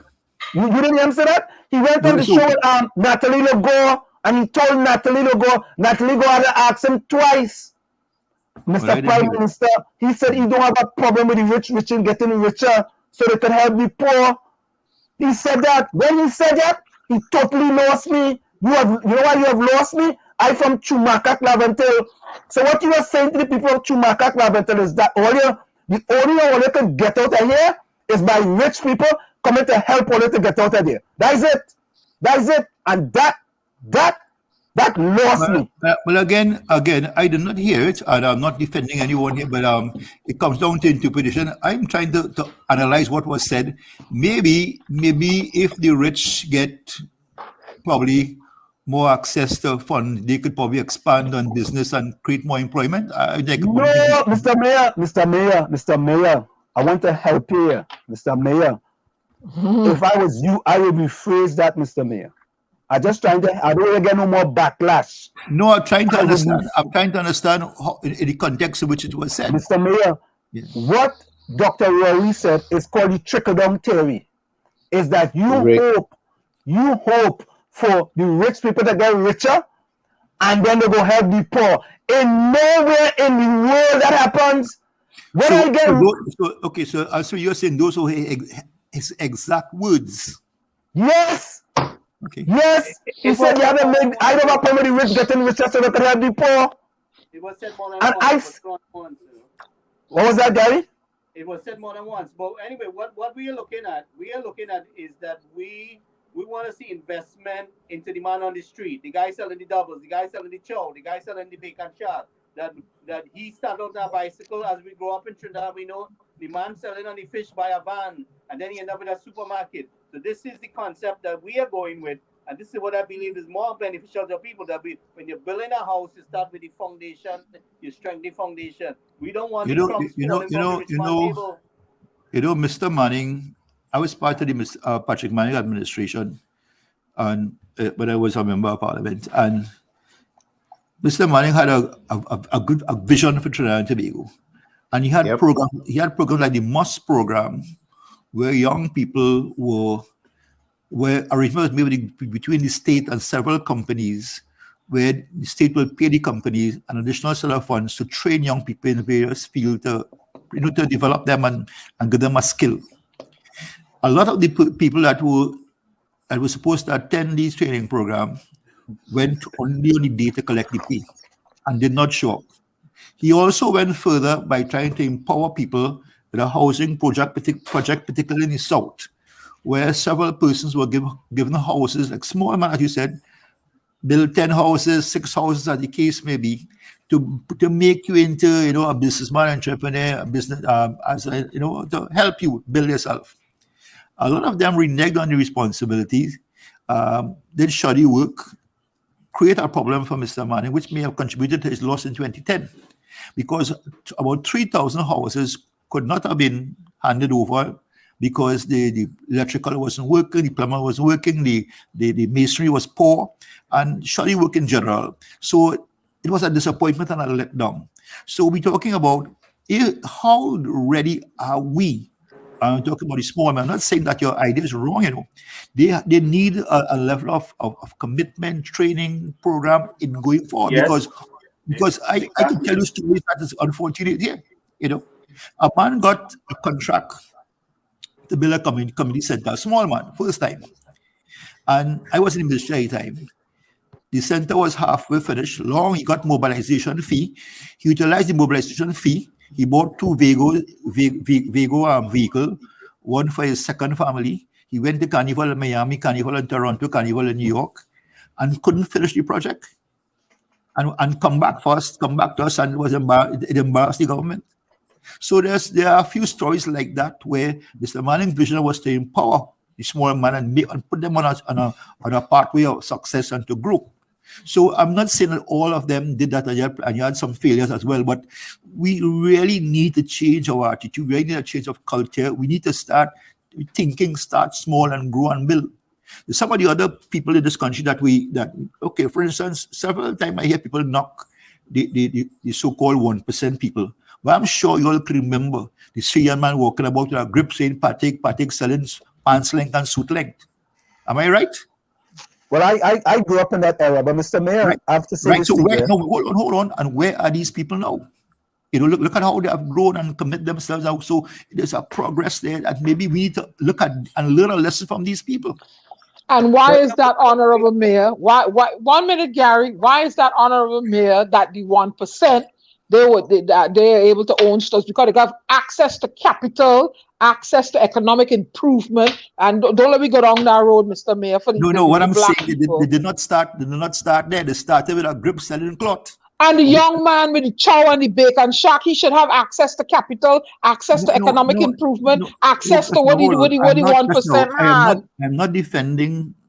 I just made an example that they started selling cloth and they would have grown and make a sacrifice and a commitment to where they are today. So give the young black brother and the Indo brother the same economic opportunity that the 1% Syrian and they had. Give it to them and let them run with it then. I do not know in the 50s that they had opportunities like that. I do not know. I am not a historian. I didn't do economics. Really? I don't know how they transformed from the 1950s to where they are today. If they were getting opportunities then, maybe they did. But what they do and what they did, they support each other. That's what they do. Go ahead, Tom. So here's this one, and there's a question say, at what cost the Syrian at what cost the Syrian get well that fast? That's a good question. Well, I do not know. We talk about the 1950s. When I was I'm in my 60s, so when I was a child growing up in the 50s, 60s, I knew them walking around with a grip selling pants length and giving you credit. Mr. Mayor, let me bring a point to you. Andrew Gabriel used to be a UNC. Who? Andrew Gabriel. One of the PNM financiers. And I don't talk what I don't know. I just only talk what I know. Because my mother-in-law told me before I got married 33 years ago, a liar has no memory. Okay. So I had to speak truth. Andrew Gabriel used to be a UNC. He was a UNC senator. Andrew Gabriel is now a financer for the PNM. And whenever the PNM is out of power, Andrew Gabriel does all that he in his power in order for the PNM to get back in power. And when the PNM gets back into power, Andrew Gabriel and his family benefits from the PNM getting back in power. Right? Look at this little black boy from Chumakake and Assembly born now. When the PNM was in power, I did all kind of things for the PNM in this country. Bring Dr. Rowley to my house twice. Took Dr. Rowley to the New York Stock Exchange. Took him all across New York, New Jersey, and environs. And when the PNM get in power, this little black boy asked for them to paint a little building in Chumakak, Lavantil. the PNM gave me salt. And this wasn't for me. This was for the black police.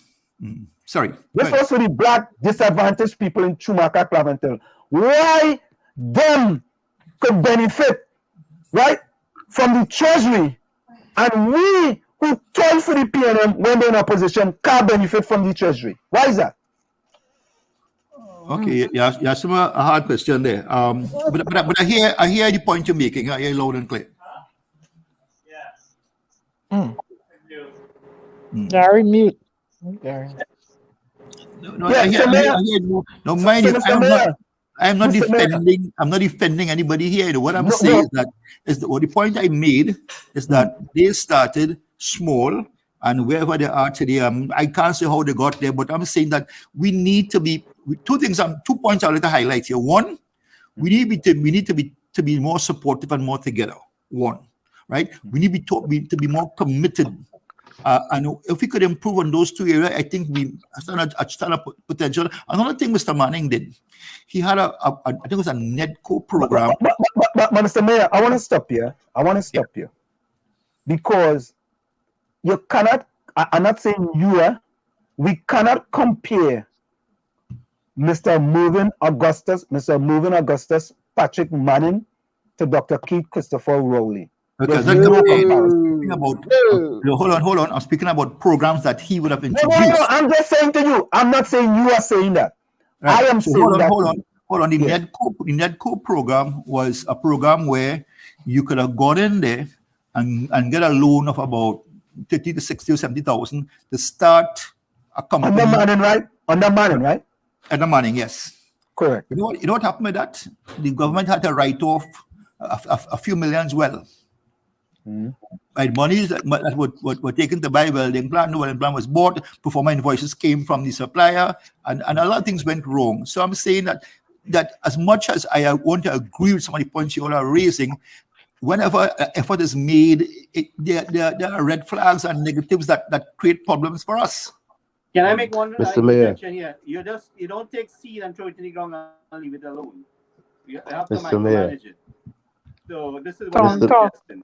Well, we need to continue this discussion. Even off the air, I would like to continue this discussion with you.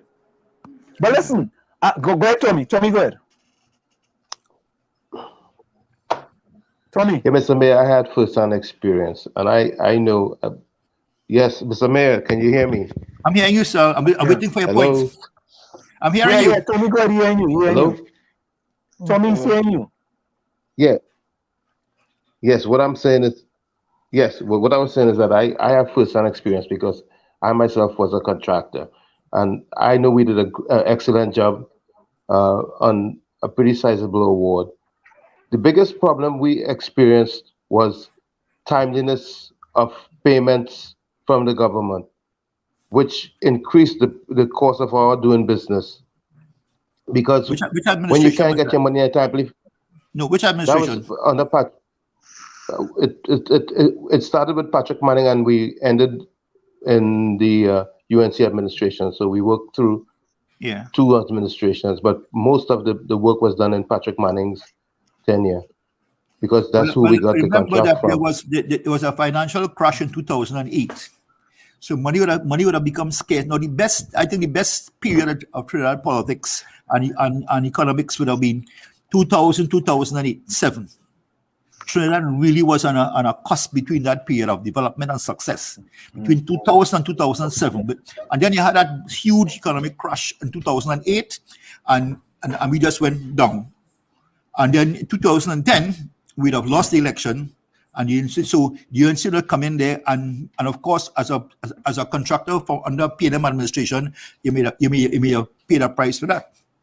Well, what happened is that they analyzed our work and put us back to work, because they were pleased with what we were doing.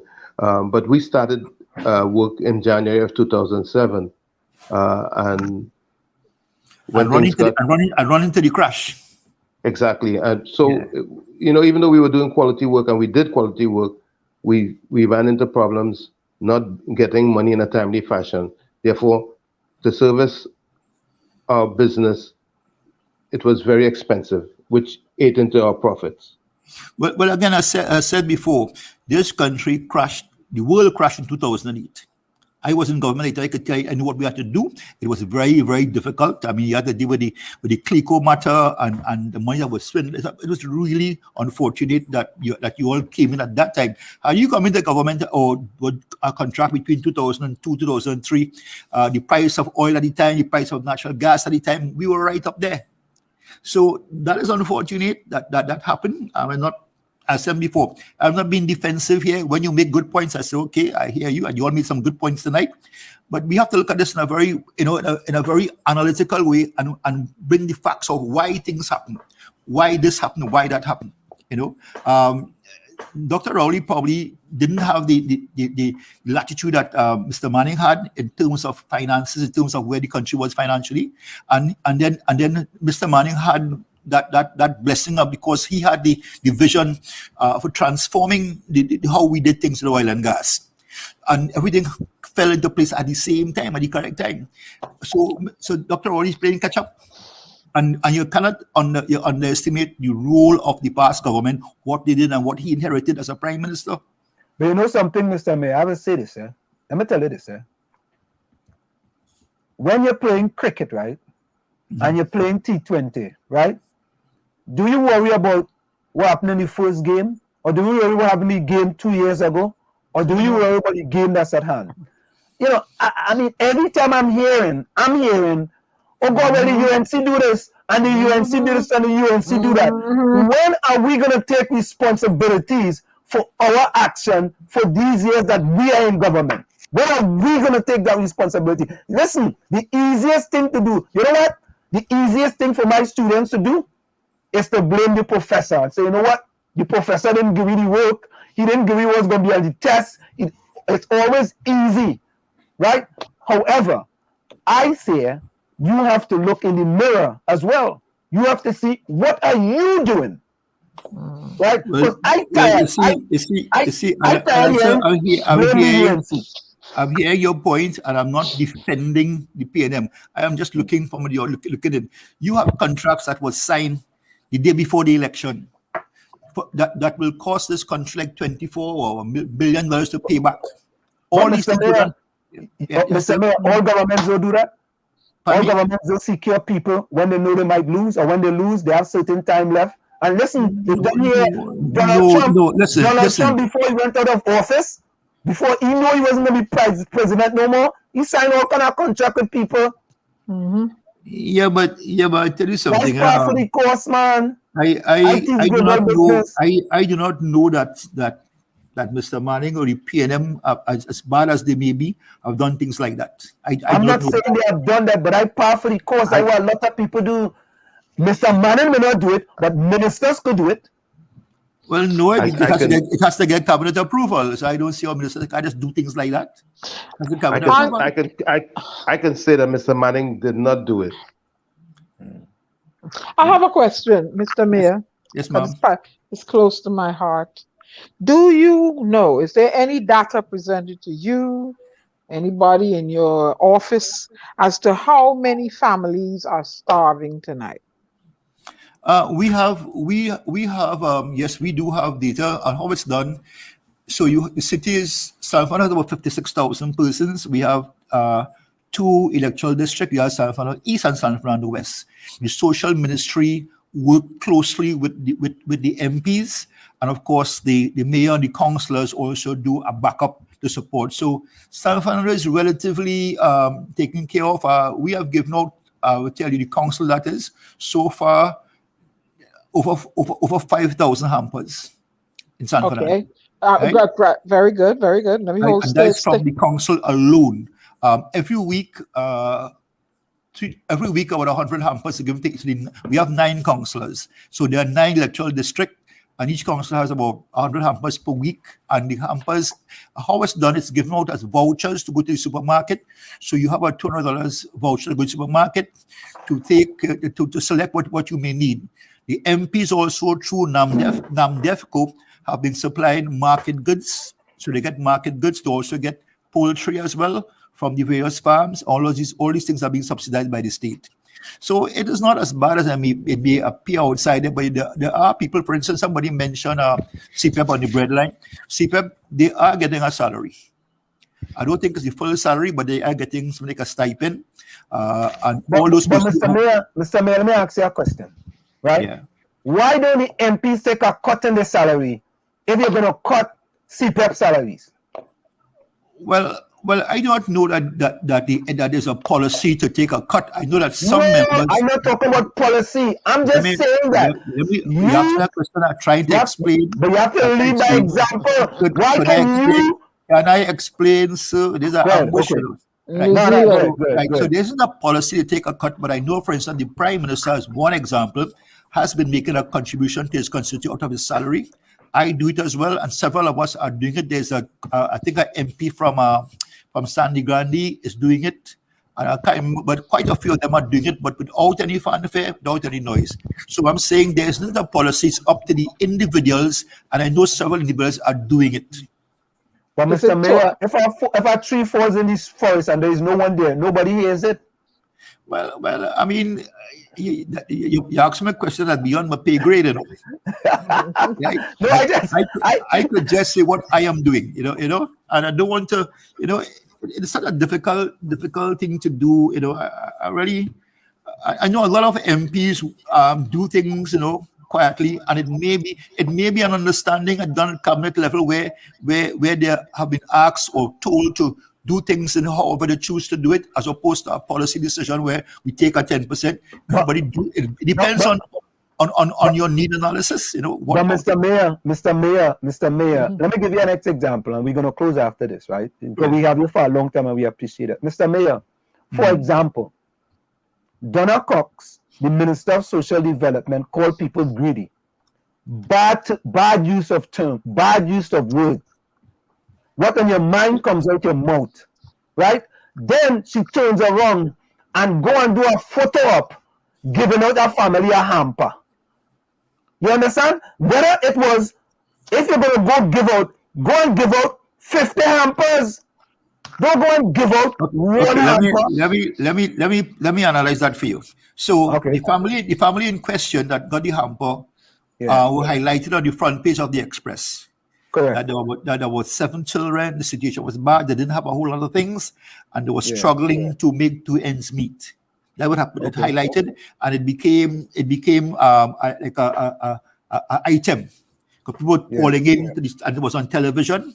And she left her office and drove down to Penal, and decided to make that contribution. Now, mind you, she just got a lot of flack for what was said. Now, the thing about it, the problem, let me tell you how that arrived. The South Park, which is a mall on the bypass in South, contacted me and said that they were going to give out 300 hampers. I told them, you will need, how are you going to go about that? They said, have everything in place. I said, do you want police and protection and some sort of measures to ensure it happens? They said, no, they have everything under control.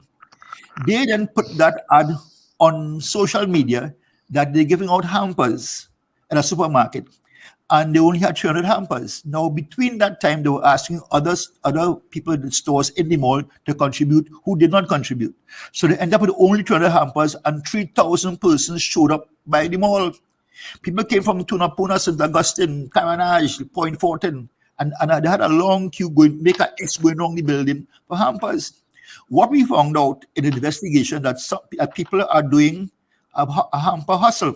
So you go by the minister, you get a hamper. You go by the mayor, you get a hamper. You go by the council, you get a hamper. You go by the store, you get a hamper. You go by the mosque, you get a hamper. And if somebody said they're giving hampers down there, so it become a business. So I think this is that context she said it. But of course, given the nature of the time, it came across the wrong way. Mr. Mayor, yes, given I'm gonna put myself in some people's shoes. A mother with 5 children. I don't have children. Huh? You don't have any work for months. You're in the house. Your savings depleted. The man ain't working. Nobody ain't working. Nobody ain't got no grant because the Prime Minister say that the 1% wasn't paying the money into whatever fund. That's not true.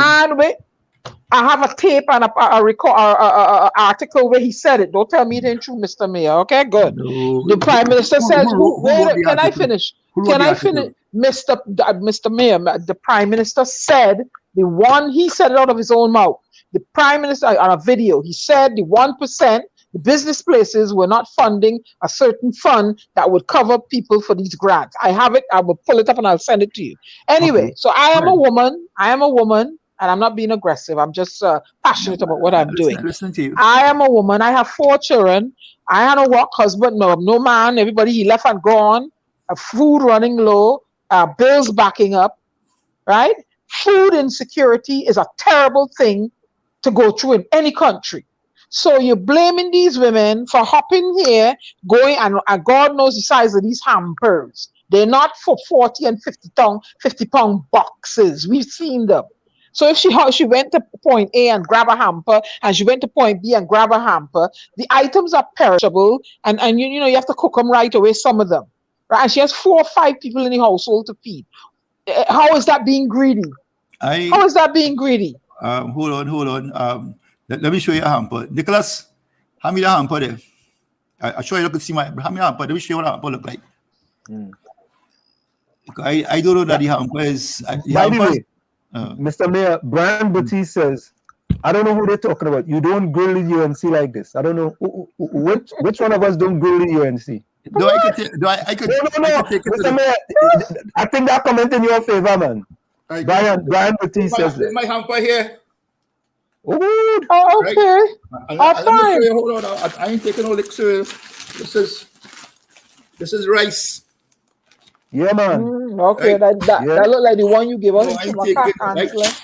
There's peas. There's peas. That like the one I gave out the other day. This is peas. There's 2 bags of flour. Right? Yeah. I can give you the name of 40 families that need those hampers. Yeah. They cooking oil. I can give you the name of 40 families. Is right. Then Moby. Tell him he can get the name of 40 families that need a hamper. Our real thing here, you know.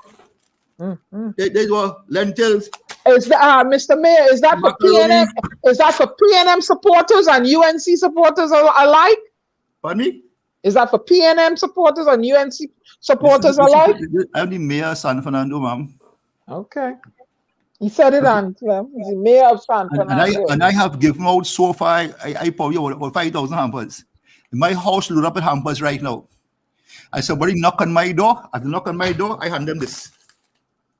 They didn't get a chance. You know. So we do it. You're 1 in a million. How come Donna Cox can't get that done? Well, she's doing that. I think she got some bad press because of the statement that she made, and but Mr. Mayor, let me say this, and we don't want to hold you. We're gonna go for a quick station identification. I'm gonna hold you for a few more minutes and then let you go because you were very generous. No, I ain't afraid of all you. I'm ready for all you, man. I like that man. It's boy. So far, button good, you know. All the board that way there. You're flinging thing, but you're flinging thing. You're flinging thing, but hold on. If it's one hamper, I'll show you a red one. I could show you a blue one too, you know. Oh, jeez. Hold on. Let me go for a quick station identification. Folks, it's in the village with the dark triplets. I'll show the hamper before you go. Bring it fast. I'll show the next hamper before you go. No, we'll be right back. We can be right back. Stay right there. Second stay. We're right back. You're listening to WZYE. You're listening to WZYE 95.9 FM. You are listening to WZYE 95.9 FM, the most influential name in Caribbean radio in the tri-state area. Broadcasting from East Orange, New Jersey, the most influential name in Caribbean radio, WZYE 95.9 FM. And of course, we are back with you with the Black Triplets and WZYE 95.9 FM. We come to you every Tuesday, Thursday, and Saturday from 7 to 9 p.m. And we have to say that the mayor of San Fernando, the Honorable Mayor Junia Regrello, has gracefully decided to join us. And we want to thank answer, him. answer, watch me here. Watch me here. This is red. Right. Right. This blue. Yeah. Right? So, Yes. so I'm going to hamper you. I have some people in Belmont want a hamper. Belmont is in San Fernando. Mayor San Fernando. But what was that? Look, wait a minute. Wait. I don't understand that because here in America, we could go anywhere and get a hamper. Linda, what do you want me to tell the mayor? All I want me to tell the mayor. All right, listen. All I want to ask the mayor question because the chat and I'm going so good. All you put all your questions now in the chat to the mayor, and I'll ask the mayor the questions. Because a lot, Linda says, Ansem, you're afraid because Ansem not telling you what we say. All you put the question because the thing's going fast. All you put it. Put it in the chat now. We go hold the mayor for another 5 minutes. Put it in the chat. All right. So, Mr. Mayor, we want to say this, and we are calling you Mr. Mayor, Honorable Mayor, out of respect. I think it's important for us here in the village to respect the politicians that come into. And I always ask person, do you want us to call you Mr.? Do you want us to call you Mrs.? Whatever it is. And I think it's a kind of mutual respect. And when you come into the village, you know, we don't go easy on anybody. And somebody had said when the UNC come into the village, somebody just give them easy question. I think that was 𝗵𝘶𝗃. Who's that boy? Yeah, 𝗵𝘶𝗃. Yeah. Yeah, 𝗵𝘶𝗃 says, Diana, is that true? No. We just fling them out. Remember Watson Duke said, fling them. Yeah, we had Watson Duke. We had flinging question left.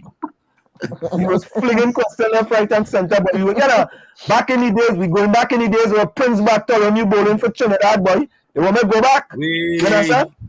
Prince Bartholomew bowling for Trinidad, man. What do you mean? He was a medium pacer.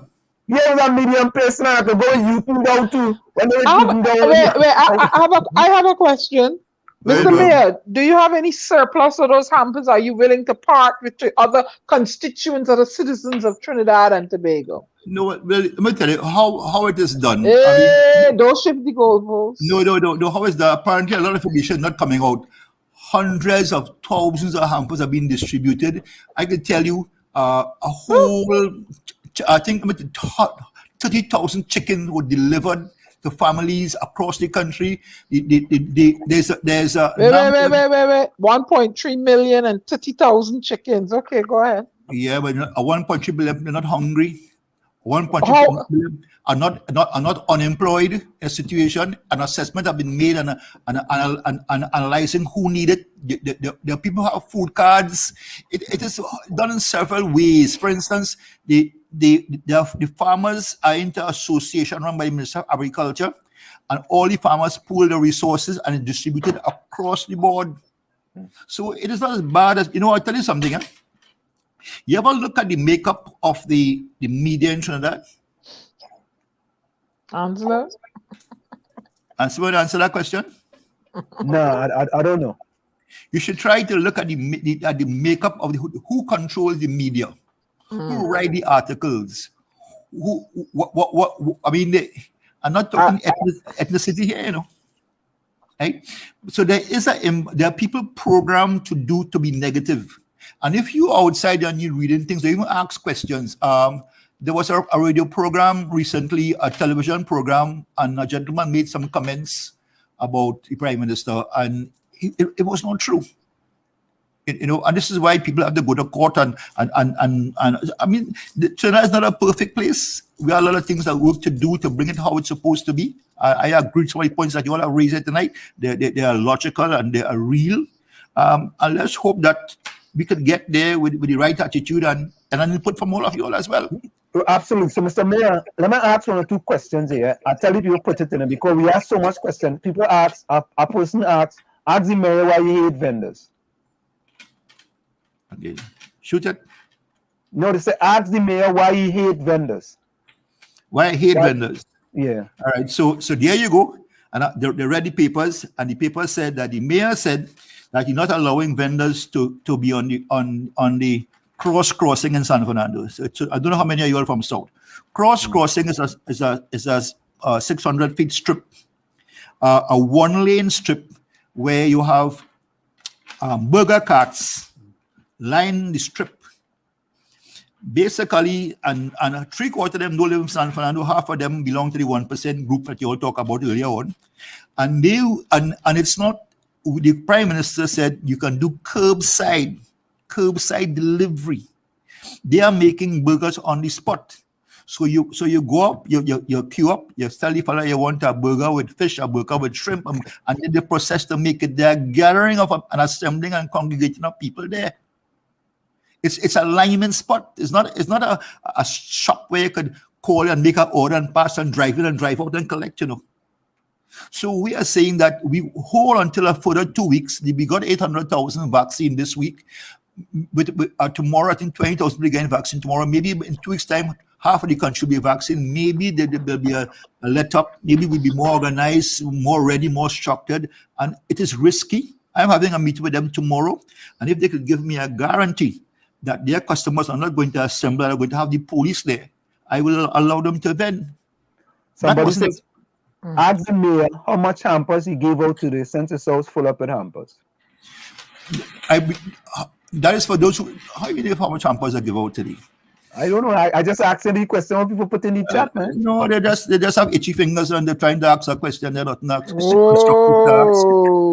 constructive question. I mean, if you understand the fact that I have hampers in my house because I'm giving out hampers every day. Somebody might pull up here in the morning and say, Mayor, things are bad by me. I need a hamper, and I say, well, take this.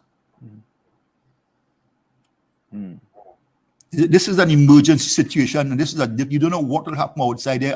I don't live in a glass tower. I live in a community. I born and grew up in this area. Everybody know Junior, and they come by him. They could knock on my door. They could call my children. They could pass by. You know my background, Anselm. So it's not a style living Westmoreland. So one of those fancy here, don't have access to me. So once they walk in and say, well, things are tough this week, I said, take the blue pill, or take the red one, or take the yellow one. Go ahead. See you tomorrow. It's called being prepared. Not only Boy Scouts prepare, I prepare too.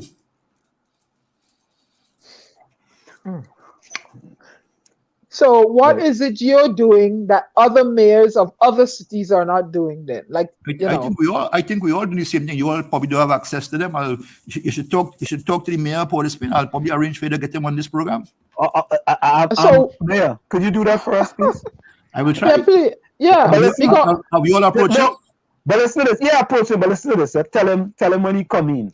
When he come in, we don't show softball like if he go and road a Barrett program and all he gain is softball question. You will play softball in America too. Softball and baseball. You know what I mean? Softball is the softer ball now. It's bigger. Well, I could ask him and say, what I'll do, I'll send his number to Anselm. Yeah. Anselm and you and Joniel Williams close? You and me and Joan is my mentor. Right. So why are you giving out my information in the public domain, man? When you want to buff me, call Miss Williams and ask her who Junia Regrello is. Right? Miss Williams taught me in primary school. Nah, Miss Williams mentored me. Miss Williams mentored me. She really so you and I from the same class. So be quiet. Yeah. Miss Williams, Somebody asked, what about the vendors in Sando proper? The vendors, they're very happy. They have a schedule. They vend 3 days. They're allowed to vend 3 days a week. As on High Street in the main area, they're allowed to vend on 3 days. They're not to block the free passageway or impede people who have the traffic and the corners. So they have 3 days. Somebody says, what have you and the PNM government done for citizens of TNT in the long term? What all your government saying they have plans? Why 6 years now, none in carried out yet? Why you cut the laptop program? That's a lot. But I mean, I had to ask it. But folks, listen to this. What's that? Careful with talking. Good Batman. All right. Okay. All right. What supermarket association have to do with your decision? But I see somebody came in here. Waterfield Nuts Man. What is not for sale? Waterfield Nuts Man selling nuts. You want to ask him here so you can buy some nuts from me or something? I don't know. I try to remember the questions earlier. But listen, you can't provide no answer. The cause you go You, get caught. Okay, you, I understand now. So you can't what provide no was the answer question there, about the laptop cause. situation? Yeah, I guess somebody was asking about the laptop situation. Oh, yeah. This person says, what have you and your government done for the citizens of TNT in the long term? That's a hypothetical kind of question. I mean, how do you I don't understand. When you vote for a government for better healthcare, a better education system, better better security, safety, you vote for good governance, right? And if you're not satisfied with what happened to you, then you make you have your prerogative to change your government. You vote for good governance. It's up to you to assess what you got in return for the period while you're in government, and you deal with that. It's up to you to tell me. I support the philosophy of the People's National Movement. If we came in 2020, sorry, in 5 years' time, you assess us. You look at our manifesto, what we delivered on, and our promises. And if you're not satisfied, the right is yours to move them. That's what it is. Somebody says this mayor working very hard on defending the PNM. Well, there were questions that you all raised here tonight that were anti-PNM, and I kept quiet and I said I do not disagree with the points you all raised. Anti-PNM. We are not anti-PNM. We are for the suffering people. No, they're reaching out, Mr. Mayor. They're reaching out to us. They're reaching out to us. We're not anti-PNM. If you have people reach out, they say they're hungry, they're starving, the children have gas pain, the alderman in answering, the councilman in answering, the MP in answering, everything shut down, all the people close up the door. And the only body they can reach out to is like a person that's running a blog. And then they're reaching out to us. You really believe that? Yeah, I believe it. Why you believe? On what basis? Because I have people here in the chat. Empirical evidence will present itself. That they're hungry. I don't believe people are going to come. A man is going to. Women will usually beg, but for a man to reach out and say he want help to get food, his daughter suffering gas pains. I sit to the heart of this, and I'm not saying that there are cases that do not have cases like that, but a 22-year-old came to see me a couple of weeks ago with 4 children. I think the last two is for one person, for different guys, and all 2 of the child father were killed, and the last one in jail. And I look at this young woman and I trying to understand, how did that happen? How you got there? But because she has young children, I have a responsibility to reach out there to help her. But when you see that poor choices and poor and bad decisions are being made, and you should not penalize her for her mistakes. I am not saying that. I'm not saying you're penalizing them, but there's several cases like that, and you are a victim, and then you become a responsibility of the state.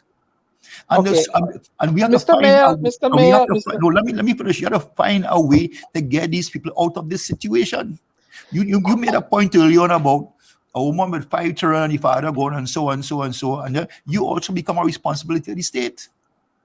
I don't have no 5 children. I don't mean, Mr. Mayor, listen to me. Example about somebody wanted a hamper and they have 5 children and the father going with the veggies. I'm saying to you that we have a responsibility as parents, right? Because I come from a poor family, And let me tell you, hold on, my mother had 5 children for 5 different men. I ain't afraid to say that. Understand? But the issue that you learn from these things, and my first thing was that is not going to happen to me. Everyone doesn't have that resilience. We have to educate these young people because it is still common and prominent all over in communities. But Mr. Mayor, because the person find themselves in this situation, it is not the time to cast judgment upon them. I am not casting judgment, ma'am. We are having a discussion. Right. And I'm giving you examples of what we have to deal with. But you're saying, how did the person end up in that situation? I'm saying to you, there's several, and we have to find ways to prevent this type of activity. We have to try to prevent teenage pregnancy across the board and ladies who make poor and bad decisions. So what is the PNM government administration doing to address that? Social program. Actually, we did some very good work. The police have a community program. The police again. Listen, why are you doing this? Why are you attacking the police? What the police do bad now? Go ahead. I expect you to have a balanced approach here, you know. I am balanced. Right, okay. The police, I just said the police, before I even finish my statement, you start to attack. The police go to the various communities and do work and they do education program. Yes, there are issues that you have read the papers and I may have problems with that sometimes, but they also do good work and they cannot discount them for that. They go into various communities and they beat them in the back of the area and so, and they meet with people and they meet with young people and they assist in helping them to develop themselves and they do training with them. And these programs have been successful. You might not be aware of these things because you base your views on media. And I made a point a while ago, you know, who are the people writing these stories in the papers? No, I don't base my media. I base my first hand. I speak to people. I do research. I don't base on those fragile, fickle stories, right? But the society we're seeing evolving. COVID came and COVID unearthed or a lot of ills in the society. You have the women locked down with somebody who was already her abuser. Now he ain't making no money. Guess what? Dr. Jekyll, Dr. Jekyll. Well, he closed up the little shops she used to work in selling doubles or roti or whatever. Dr. Jekyll has raised his head even higher and he beating up on her because nobody ain't making no money. They're depressed. The bills ain't being paid. So the abuse is fortified on this poor woman now. I see cases in the newspaper. I'm reading of cases and before the court with the little people that they sexually molesting little children. COVID has come here now and really shed a light on what is going on domestically. What COVID have to do with molesting little children, ma'am? It really. How you mean what COVID has to do? Man frustrated. It was a taxi driver. I saw in the news tonight, 2 taxi drivers interfered with some child in a we're not one that Mr. Mayor, we're not gonna sit here and say that only one. You're gonna have one case of a little child being sexy. There's a lot of incest and a lot of sexual molestation going on now that they're locked down with the abusers. You can't tell me that. You can't tell me that. And women are being abused by their men. Women are being abused by their men because they're not making the money and they're walking off and leaving the women with the children and they're reaching out to us. I don't know what data what research. Tell me what data. My Western Union transmission to a female with 2 little children can't get no help from Miss Dr. Rowley's constituency where he handing out hampers. She gave her baby the last bit of formula and she had to reach out to another listener and he reached out to me. Yeah, that is my empirical evidence that the hamper system it ain't working in Dr. Rowley's constituency, sir. Yeah. Okay. So I'm coming to you, flinging it at you here. Have a good answer, I'm gonna drink some water. So, Mr. Mayor. Yes, sir. I want to say, I think. Hold on, let me see something here. Somebody says this is the last question. Mr. Mayor, people make mistakes. Don't judge people. I am not. Let me just correct that. I am not judging people. I'm saying that it's a phenomenon that we have to deal with, and it must discontinue. We have to find ways to break that shackle of teenage pregnancy in this country. That's what I'm saying. Okay. The job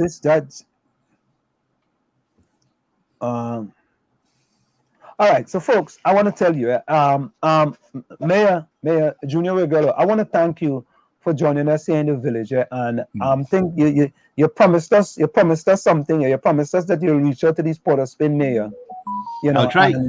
And see if you could organize something for me. But also, Mr. Mayor, if you have any other PNM people that might make a mistake like you did, and I could write something about them and get them to come into the village, we'd appreciate that. Who tell you I made a mistake? Mr. Mayor, I want to tell you a story. I went up in a fighting mood, you know, as a principal. I like in a fighting mood. You like in a fighting mood? Okay. Once you can give and take punches, you're good. Now, my little poodle. In 1977, when Hailey Crawford won that race, 76. I'm not sure. Correct me. He came to my high school, St. Augustine Girls High School, in 1977 on our sports day, and he had the privilege, I would say, or I had the privilege, of receiving, giving out our medals to the winning houses and the girls that won that day. And Wega House, we copped a lot of medals, and I had to go up and receive a medal from Mr. Crawford, and he kissed me on my left cheek, and I ain't washed my cheek since then. All right. All right. I wonder if Izzy will remember that. So, Mr. Mayor, before we go, any closing words that you have, Mr. Mayor? No, I mean, it was. I really enjoyed this banter with you guys. As I said before, we were able to exchange ideas. We didn't agree on everything. I don't want you all to go the impression that I came here to defend the PNM. There's some things I agree with, something I disagree with. I understand the sentiment, views, and obviously, if you live abroad and you get stories like my friend there who got some of those stories, would be as a female would be put off by those things. Trinidad is not a perfect place. We are a long way off, but I think that there's so much potential and so many good people who do a lot of things. The Living Waters, for instance, the Cardiac Association Trinidad, they distribute thousands of hampers in some of those impoverished communities. I know there's a store called Pennywise. The owner of Pennywise delivered about 6,000 hampers last week in the Beetham. His company, you may not know this, every weekend build houses and furnish these houses for poor people. You all know that? You ever heard that story? Yeah. I actually heard that story today. We'll get to Pennywise, and I did not know that. That is an amazing story, and these are I heard that story. They don't choose people based on ethnicity or particular affiliation. They do that almost every week. The gentleman is a personal friend of mine. Every week they distribute. He has a warehouse where he store hampers and distribute where it's needed. The Living Waters got a grant from the American government, I think, of $2 or $3 million, and they have been distributing hampers every week. Several companies, business people have been putting their resources together and giving out hampers. So it is not as bad as is being said that people are suffering and falling down on the ground and everything. There will be some who will fall through the crack. You can't feed everybody. I mean, but you have to be resilient yourself and understand this system. You live in a community. Your first port of call is your councillor. Your second call is your MP. Your third call is the government. The fourth call is the various agencies that have outside there. The fifth call is social groups and social network. You also have the churches and the mosque. All of them doing the same thing. So you tell me you not survive. Something to be wrong with you. It is happening all over the place. Hampers are being given out at every nook and cranny in this country by even the same 1% giving out hampers too. Malls are giving out hampers. The ones that are falling through the cracks are falling in our laps. Well, I'm saying something had to be wrong. I mean, I'm not saying that you wouldn't have a group who missed the boat, but it's not as bad as people making the song and making it appear. If a woman with a child who didn't get the baby milk go to a councillor or a member of parliament, you could think they're going to tell you no, or the area. They don't understand the system. They're the politics, they're area managers, there are constituency chairmen, there are social groups, people there who are put there to assist and deal with these issues. They're not answering the phones. But phone office. No, man, that is not shut down. I wish we had bring somebody in tonight. What you are giving me there are lame and poor excuses and laziness. Because I don't have the guests with me. Pardon? I wish I could. Is she Shauna? Shauna, yeah, she's in here. Yeah, I have a young lady on the chat that I helped. Where she's from? Your Prime Minister's constituency. You send me her number. Send me her number. She will have to give that yourself. Let Ansem get her number to me tomorrow morning, and I'll sort her out. I already sort you, but you could sort you out again. Yeah, but you can't sort from quite where you are up there. I already did that. You will just pull a little gap. That is our responsibility, because I don't want you to help and go and tell the whole America help somebody in Trinidad who suffer. And what's wrong with that? I don't want you to do that. That's our responsibility. The vote for my party. It's my party shall look after them. Because you're bad talking about PLM government too. Let me fix that. But listen, we go but listen to this, and we're gonna close on this, right, Mr. Honorable Mayor? Yes, sir. I donated 52 hampers to all 52 families living in the 3 buildings in 𝗪𝗂𝗏𝘆. And I'm going to say this to you, right? Excellent. I received a call from a person, and the person said in the hampers, there's 20 hampers they gave out. In the hampers was 5 okra in addition to other things. There were 5 okra in each hamper. And the young lady called me and said she couldn't believe that they bring these hampers for these people. They not no flour, not no sugar, not no peas like yours and things. What it had? Well, it had plantain and it had 5 right. okra. So hold on. They had market hampers and they had grocery hampers. These hampers don't have no flour and sugar. Well, that's a market hamper that came from the Farmers Association by Ministry of Agriculture. They delivered callaloo bush, okra, plantain, 5 different okra. things. Right. That was a farmer's market hamper, not a grocery hamper. But Mr. Mayor, with 5 okra, you can't even make a callaloo. That could only make a calla. You know what's 5 okra? You could only make a calla. You can't make a callaloo. Specific. Yeah, I saw those hampers. They had callaloo bush. They had okra. They had pumpkin. They had pak choy. They had. It's a market bag. Yeah, but Mr. Mayor, let me say this to you, right? After the 52 hampers were donated to the 52 families in all the buildings, it's not all the families were needy, but I just believe that if I'm going to do something, we're going to do it for all 52 families. We did it for all 52 families. And you know what most of the families says? They said, and there are people who have been living up there for 44 years. I know them because I lived up there for the first 18 years of my life. They say, Anselm, they call me Butty. They say, Butty, in our history of living up here, we have never had anyone come through and give us a hamper like this since we have been living in 𝗪𝗂𝗏𝘆. And that's sad. And that's what made me act immediately. Well, to get a hamper to all these families. You know, I cannot swear for all the MPs that they do what they're supposed to do. I do not know. No, I said so. I said the things that you all will say and have said and that I agree with, and things I disagree with. If you give me evidence where there's an area that was neglected by an MP, I cannot take responsibility. I can't say that I deny that happened. You know what I mean? I cannot say that. Because I know, I said before, this is not a perfect world, Trinidad a perfect place, but I think potentially we can be a good place. And there are good people, there are good politicians, and there will always be bad politicians. There are responsible MPs, there are some who prioritize, and that's not a priority. I do not know, I cannot swear for them. I do not live in that area. However, I am the mayor of San Fernando, and I make sure my San Fernando people are sorted out the way they're supposed to.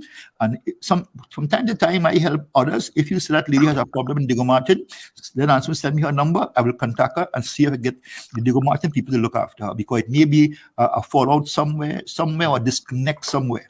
But I want this to be a takeaway from this too, Mr. Mayor. And there are a few people falling through the cracks, right? And we don't want you in San Fernando to be responsible for somebody in 𝗪𝗂𝗏𝘆. Nope. Right? However, we want you to be able to reach out to an individual through a 5-minute phone call and say, listen, there are these families, there are these 5 families here who, are short on food. Right. So this is why I said, if you send me the number, I'm not going to send a hamper to them. I will call the respective person for the area and say this has been brought to my attention, do so. So I belong to the General Council or the People's National Movement. I'm a member of the Central Executive of the PNM. Some of the issues you will raise here, I will raise it at our next meeting. Correct. Because it needs to be said that some of us are reneging our responsibility. We are not doing what we're supposed to, and we cannot afford to have that information outside there, especially in the US. Mr. Mayor, Hello, wait. Invasion. We are Trinbagonian. We're talking about invasion. We are patriotic. That's my birth. No, I gotta argue with you there. Trinidad and Tobago is my birth land. Yes. And we want Don't go there with invasion. I work and pay taxes there. Trinidad and Tobago. Trinidad and Tobago educate me. Don't get the storm next, you know. Don't get the storm. Don't wake up the storm. I like what I touch up with all this gang up on me there. Don't wake up on about invasion. I born in Trinidad and Tobago and educated in Trinidad and pay taxes. Don't tell me about no invasion. What's wrong with you? Show me your flag. Show me your flag. I'm going to show my flag. I'm going to show you my birth paper. That's what I'm going to show you. Hold up. Hey, go ahead. Go ahead, Get my flag. Go get the flag. If you give me a minute, I will go inside and show you my birth paper. What were you talking about? What are you talking about? Invasion? I work and pay taxes in Trinidad and Tobago. I went to school in Trinidad and Tobago. Don't go there with me. My mother and father is Bajan, but I'm born in Tunapuna-Paje. Don't tell me about invasion. What's wrong with you? Don't get the storm start up here now, eh? Okay, let's get back on track. Let's get back on track. Hold up. Hold up. Let me go here. Let me show him. I have a little flag inside there. Watch it. You see flag? You see my flag? All right. You see? Okay, good. All right. And this you want me to go find my birth paper? No, don't find my birth paper there. I'll send some flag. Don't find my birth paper? No, don't find it. I'll send some flag to the village. You can get flag up here, don't worry. Watch it. You see it? Watch it. You're good to go. You're looking good. I'm a belt buckle too, you know. What this one? A belt buckle too. Very good. Still in plastic. Still in plastic, man. But yes, Jama asked a question and we go leave on this one, eh? Yeah. And Mr. Mayor, you know, we want to be we care for you so much that we want to say, Jama asked a question.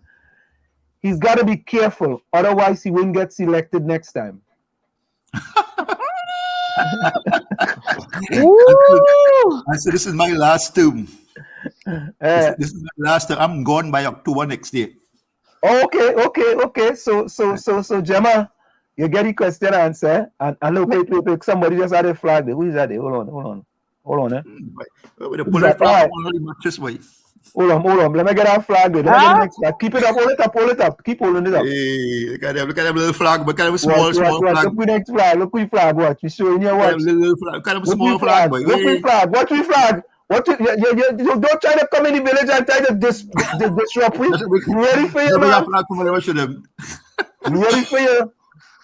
You ready for you in the village, man? That is the smallest flag I ever see. But you know it's Trinidad and Tobago flag, though. I hope Wally was supporting the Warriors in Texas last night. I mean, Absolutely, man. I mean, we don't make smarters here, boy. We support them full 100, man. And listen, we are Angazif on here, you know. We are Angazif here. Yeah. All right, look.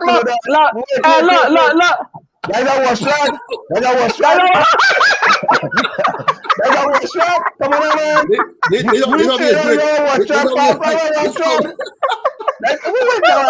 bring out that wash rag, boy. What is this here? All right, look. Watch it now. Leave me alone. There's the next flag I hold allegiance to. You want any of that? You want anything to do with that prime minister? Nah. So listen, guys. Hey, Mr. Mayor. What's your market? What is it? Trinidad and Tobago. Yeah.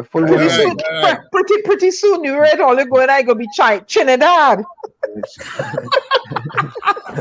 And a low blow. Mr. Mayor, we want to say, man, thank you so much, so kindly for joining us, man. And we want you to know that regardless of the discussion, we want to take away how can we make things better, all right? And what can we do to help in that process? right? Well, And I think you're on the right path in terms of your thinking and this disconnect that we have. And quite to the diaspora, not only where you are, all over the world, for instance, there's that patriotic feeling as you spoke about there, the passion for home. And find ways, maybe through your embassy. I'm not sure if you could, through your embassy, make I don't know, I'm just making a suggestion, right? Through the embassy, that how you all feel, and you all have a role to play. And if you want, and I will now have a connection. He and I could probably speak to each other and see how we could close that gap. well, Mr. Mayor, again, we have the information. We want to thank you so much, for coming on and giving us so much time, and we appreciate it. I mean, and at the end of the day, we want to be respectful and agree to disagree. We're not going to agree on everything, and I don't agree on everything the PNM do. I'm telling you right now. There's a lot of things I don't agree on. There's things that I agree on, and when I don't agree, I stand up and say it, and they don't like me for that, but that's okay. And Frederick Douglass says, power concedes nothing without a demand. It never did, and it never will. So, Mr. Mayor, closing words, and we thank you very kindly. Well, I thank you all for this opportunity. I actually had fun. I was able to put in some good blows in between. All that I had to take. Myself. And let me share a personal thing with you all. In a couple of hours, I'll be celebrating my birthday. So nice to spend this time with you all chatting. Happy birthday, man. I think it was a fruitful discussion, a healthy discussion, and the narrative really is about the role that the diaspora can play. And let's see how we could improve that. I think that's important. And I want to wish you all the best of luck in whatever you all attempt to do, and all endeavors in keeping TNT alive wherever you all are. Congratulations. Happy birthday, Happy Mr. birthday to you. Happy birthday to you. Happy birthday to you. Hey, thank you so much. Okay, thank you so much. Okay. Yes. So, folks, let me say something. Folks, what we have to do is that there is a lot of times that we are not. Hold on, let me see something here. Where Gary? I know, but these people in the chat that make me laugh. I know. I hear them. I seen them. Yeah, Yeah. He looking like he have a headache. All of you say you want nuts to buy. Rosie looking like he have a headache. Go take a Panadol, buy. Looking like you have a headache. Happy birthday. Ron say happy birthday, my ass. Nah, man, you gotta go. You gotta wish you, man, happy birthday, man. And no invasion.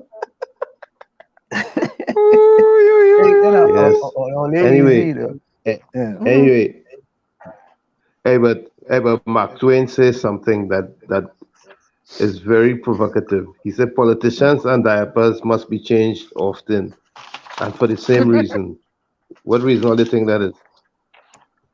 They get full of shit. What all they think that is? What's the? They come full of shit. Gosh.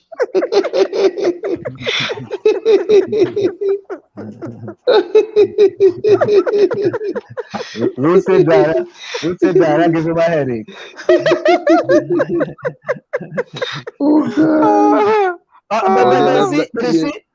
But you see, that's what it is, though. When you're coming to the village, right?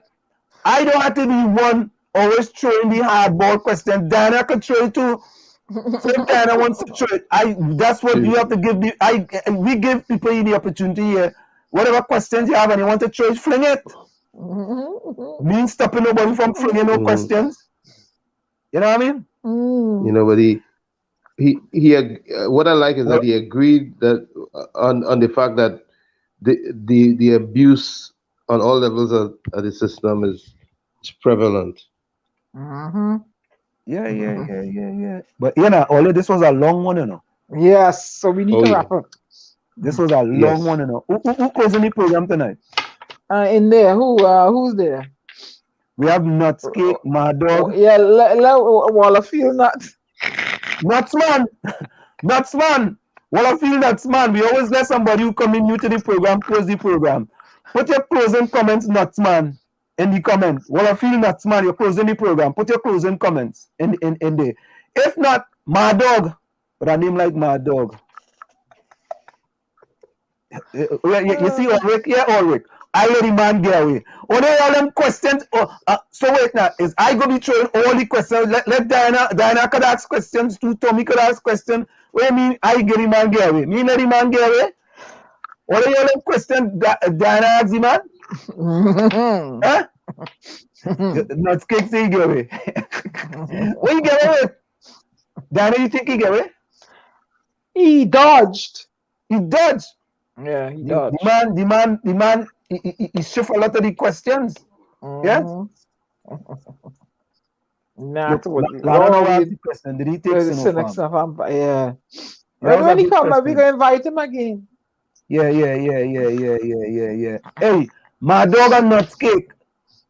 All right, so my dog put the quotes. What I feel, man. What I feel, nuts man, put the quote. Gemma say, get Rory on the live, please. Gemma, Gemma new to it. Gemma, where you from? Gemma, we have invited the Prime Minister. So what I go do? I go go through Junia Regrello. And I go see. He bringing Hazy Crawford next week. Ulrich, you know fast them question I was going? I tried Gemma from San. Oh, Gemma. So Gemma, Mayor San Fernando.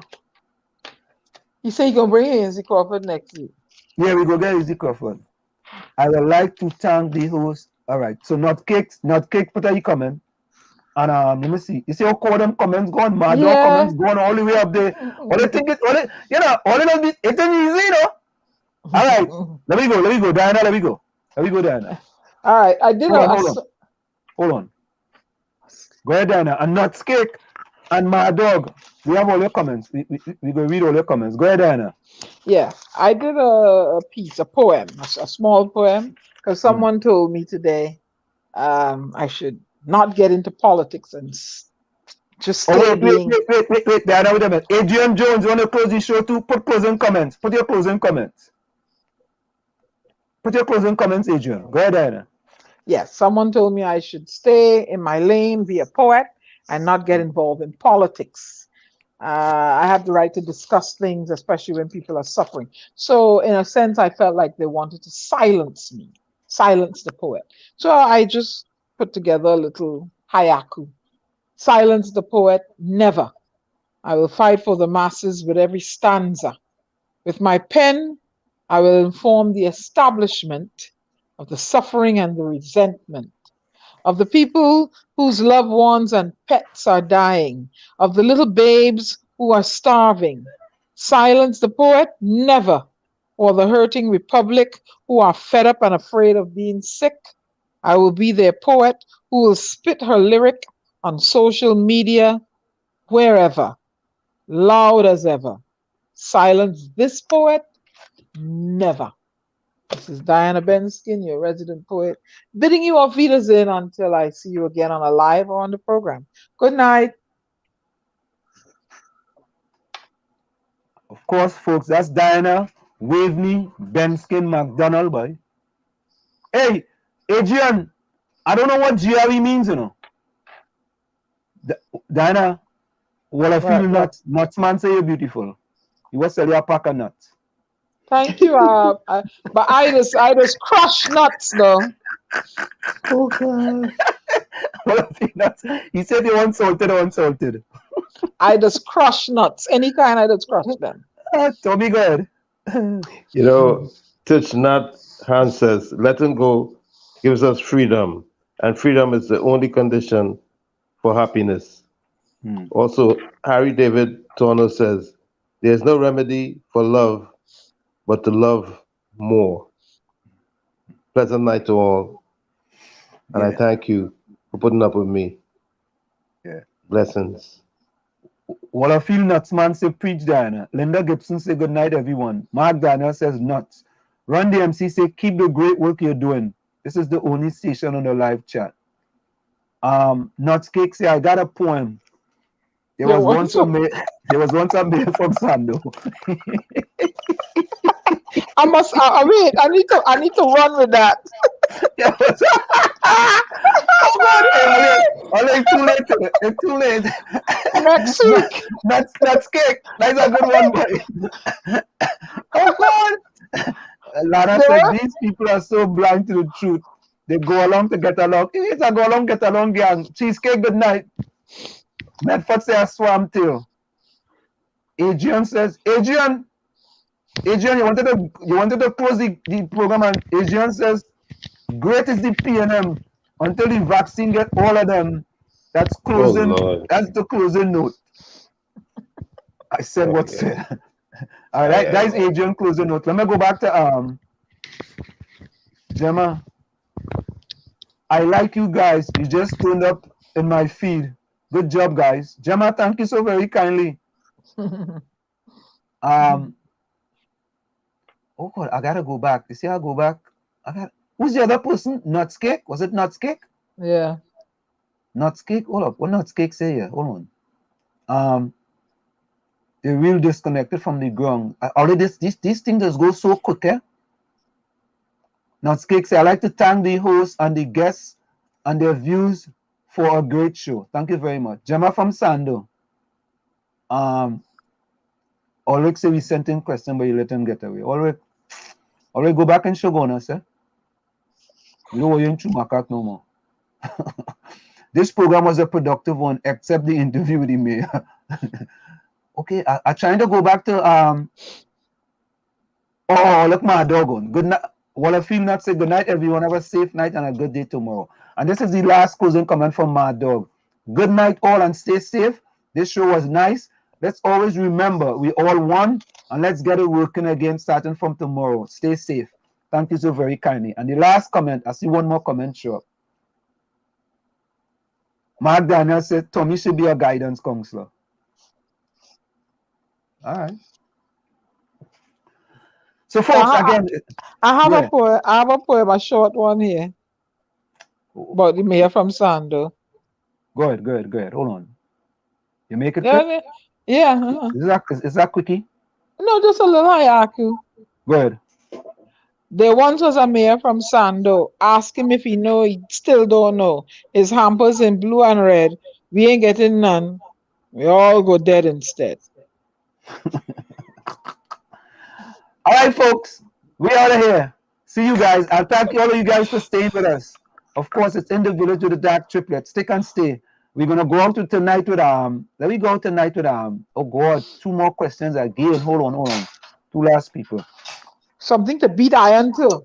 What I feel says. What I feel the mayor want 2 sweat nuts. Go give him some.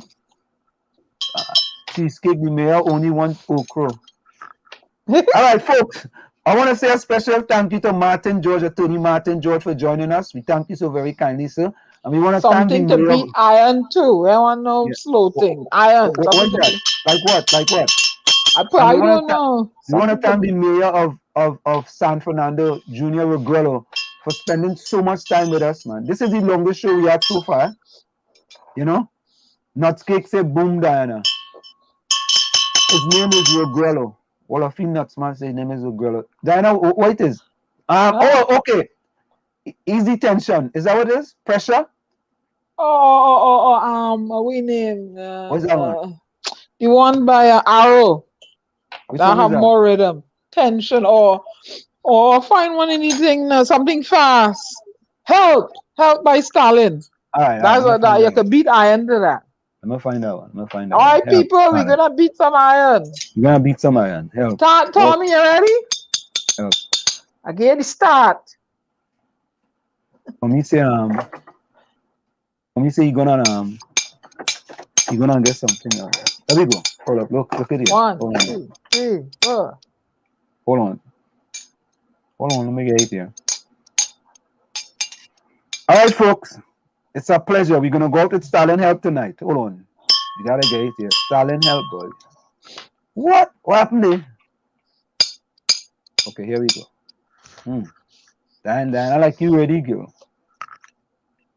I read and ready. Oh yeah. You know what, Adrian? You know that's a good question, boy. We forget to say condolences to the family of brother resistance, boy. Yeah. But folks, we want to say, you know what? After this one, we go do a quick brother resistance too. After this one, come on, man. What is that one, baby? Like the mobile messing with the screen, but. All right, here we go. I think we go get it here, Diana. This is it here. Here we go. All right, here we come, people. It's coming now. Here it is.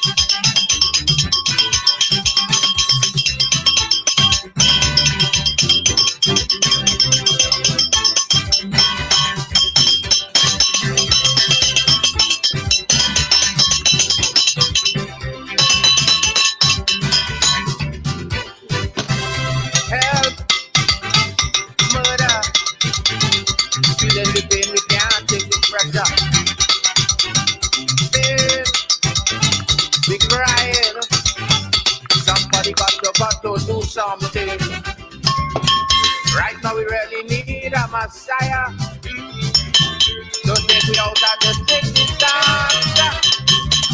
For everything I thought, look, me cry is all in vain. Lit up for black or white, we feel resistance. Then Belmont, Citrus, and Diablo. Somebody gotta do something. Somebody gotta fix something. Somebody do something. Somebody gotta run something. Come down.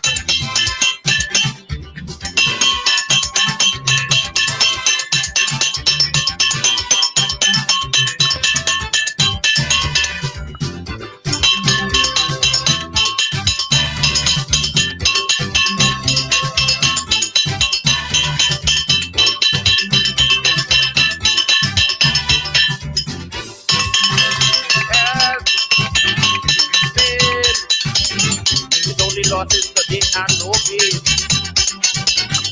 Hell, fire.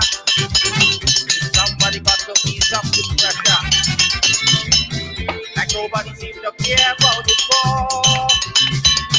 All them rich people close up their door. And who have the head to carry me through and through.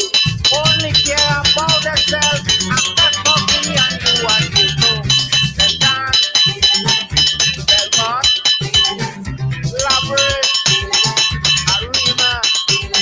Somebody gotta run something.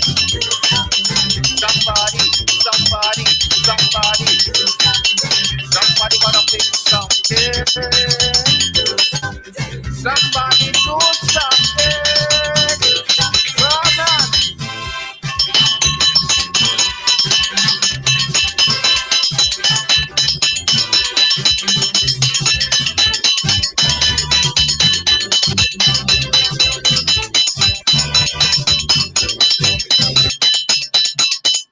Woo! Rhythm.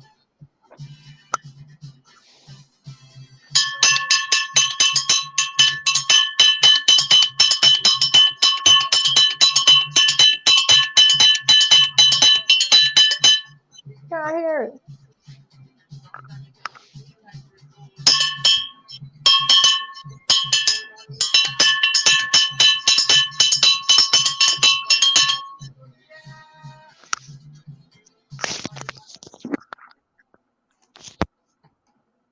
All right, we're going with Brother Resistance now. How's the one supposed to be coming up? Brother Resistance, you playing or what? Hey, where Brother Resistance? He's just in there. Brother Resistance like he resisting the thing, boy. Oh God, where Brother Resistance, boy? Let me try over here. No, that is not it there. No. Oh, this is it here.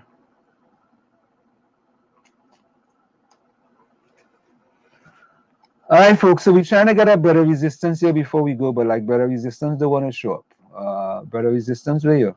That's not it there. Brother Resistance.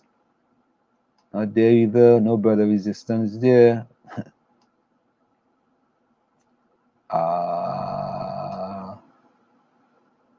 Let me try here and see.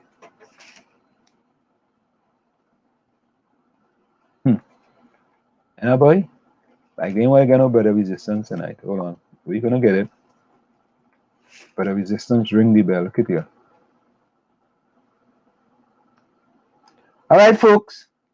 We're going to close tonight with Brother Resistance. We want to thank Adrian Jones for bringing this to our attention. You know, we had something there with Brother Resistance, but, you know, we overlooked it. And that's why we have people here in the chat to help us, you know, to get better at what we are trying to do here. So we're going to share the screen. We're going to do it. Then we're going to bring Brother Resistance in. Takes a lot of work, people. Here we go. Here it is right here.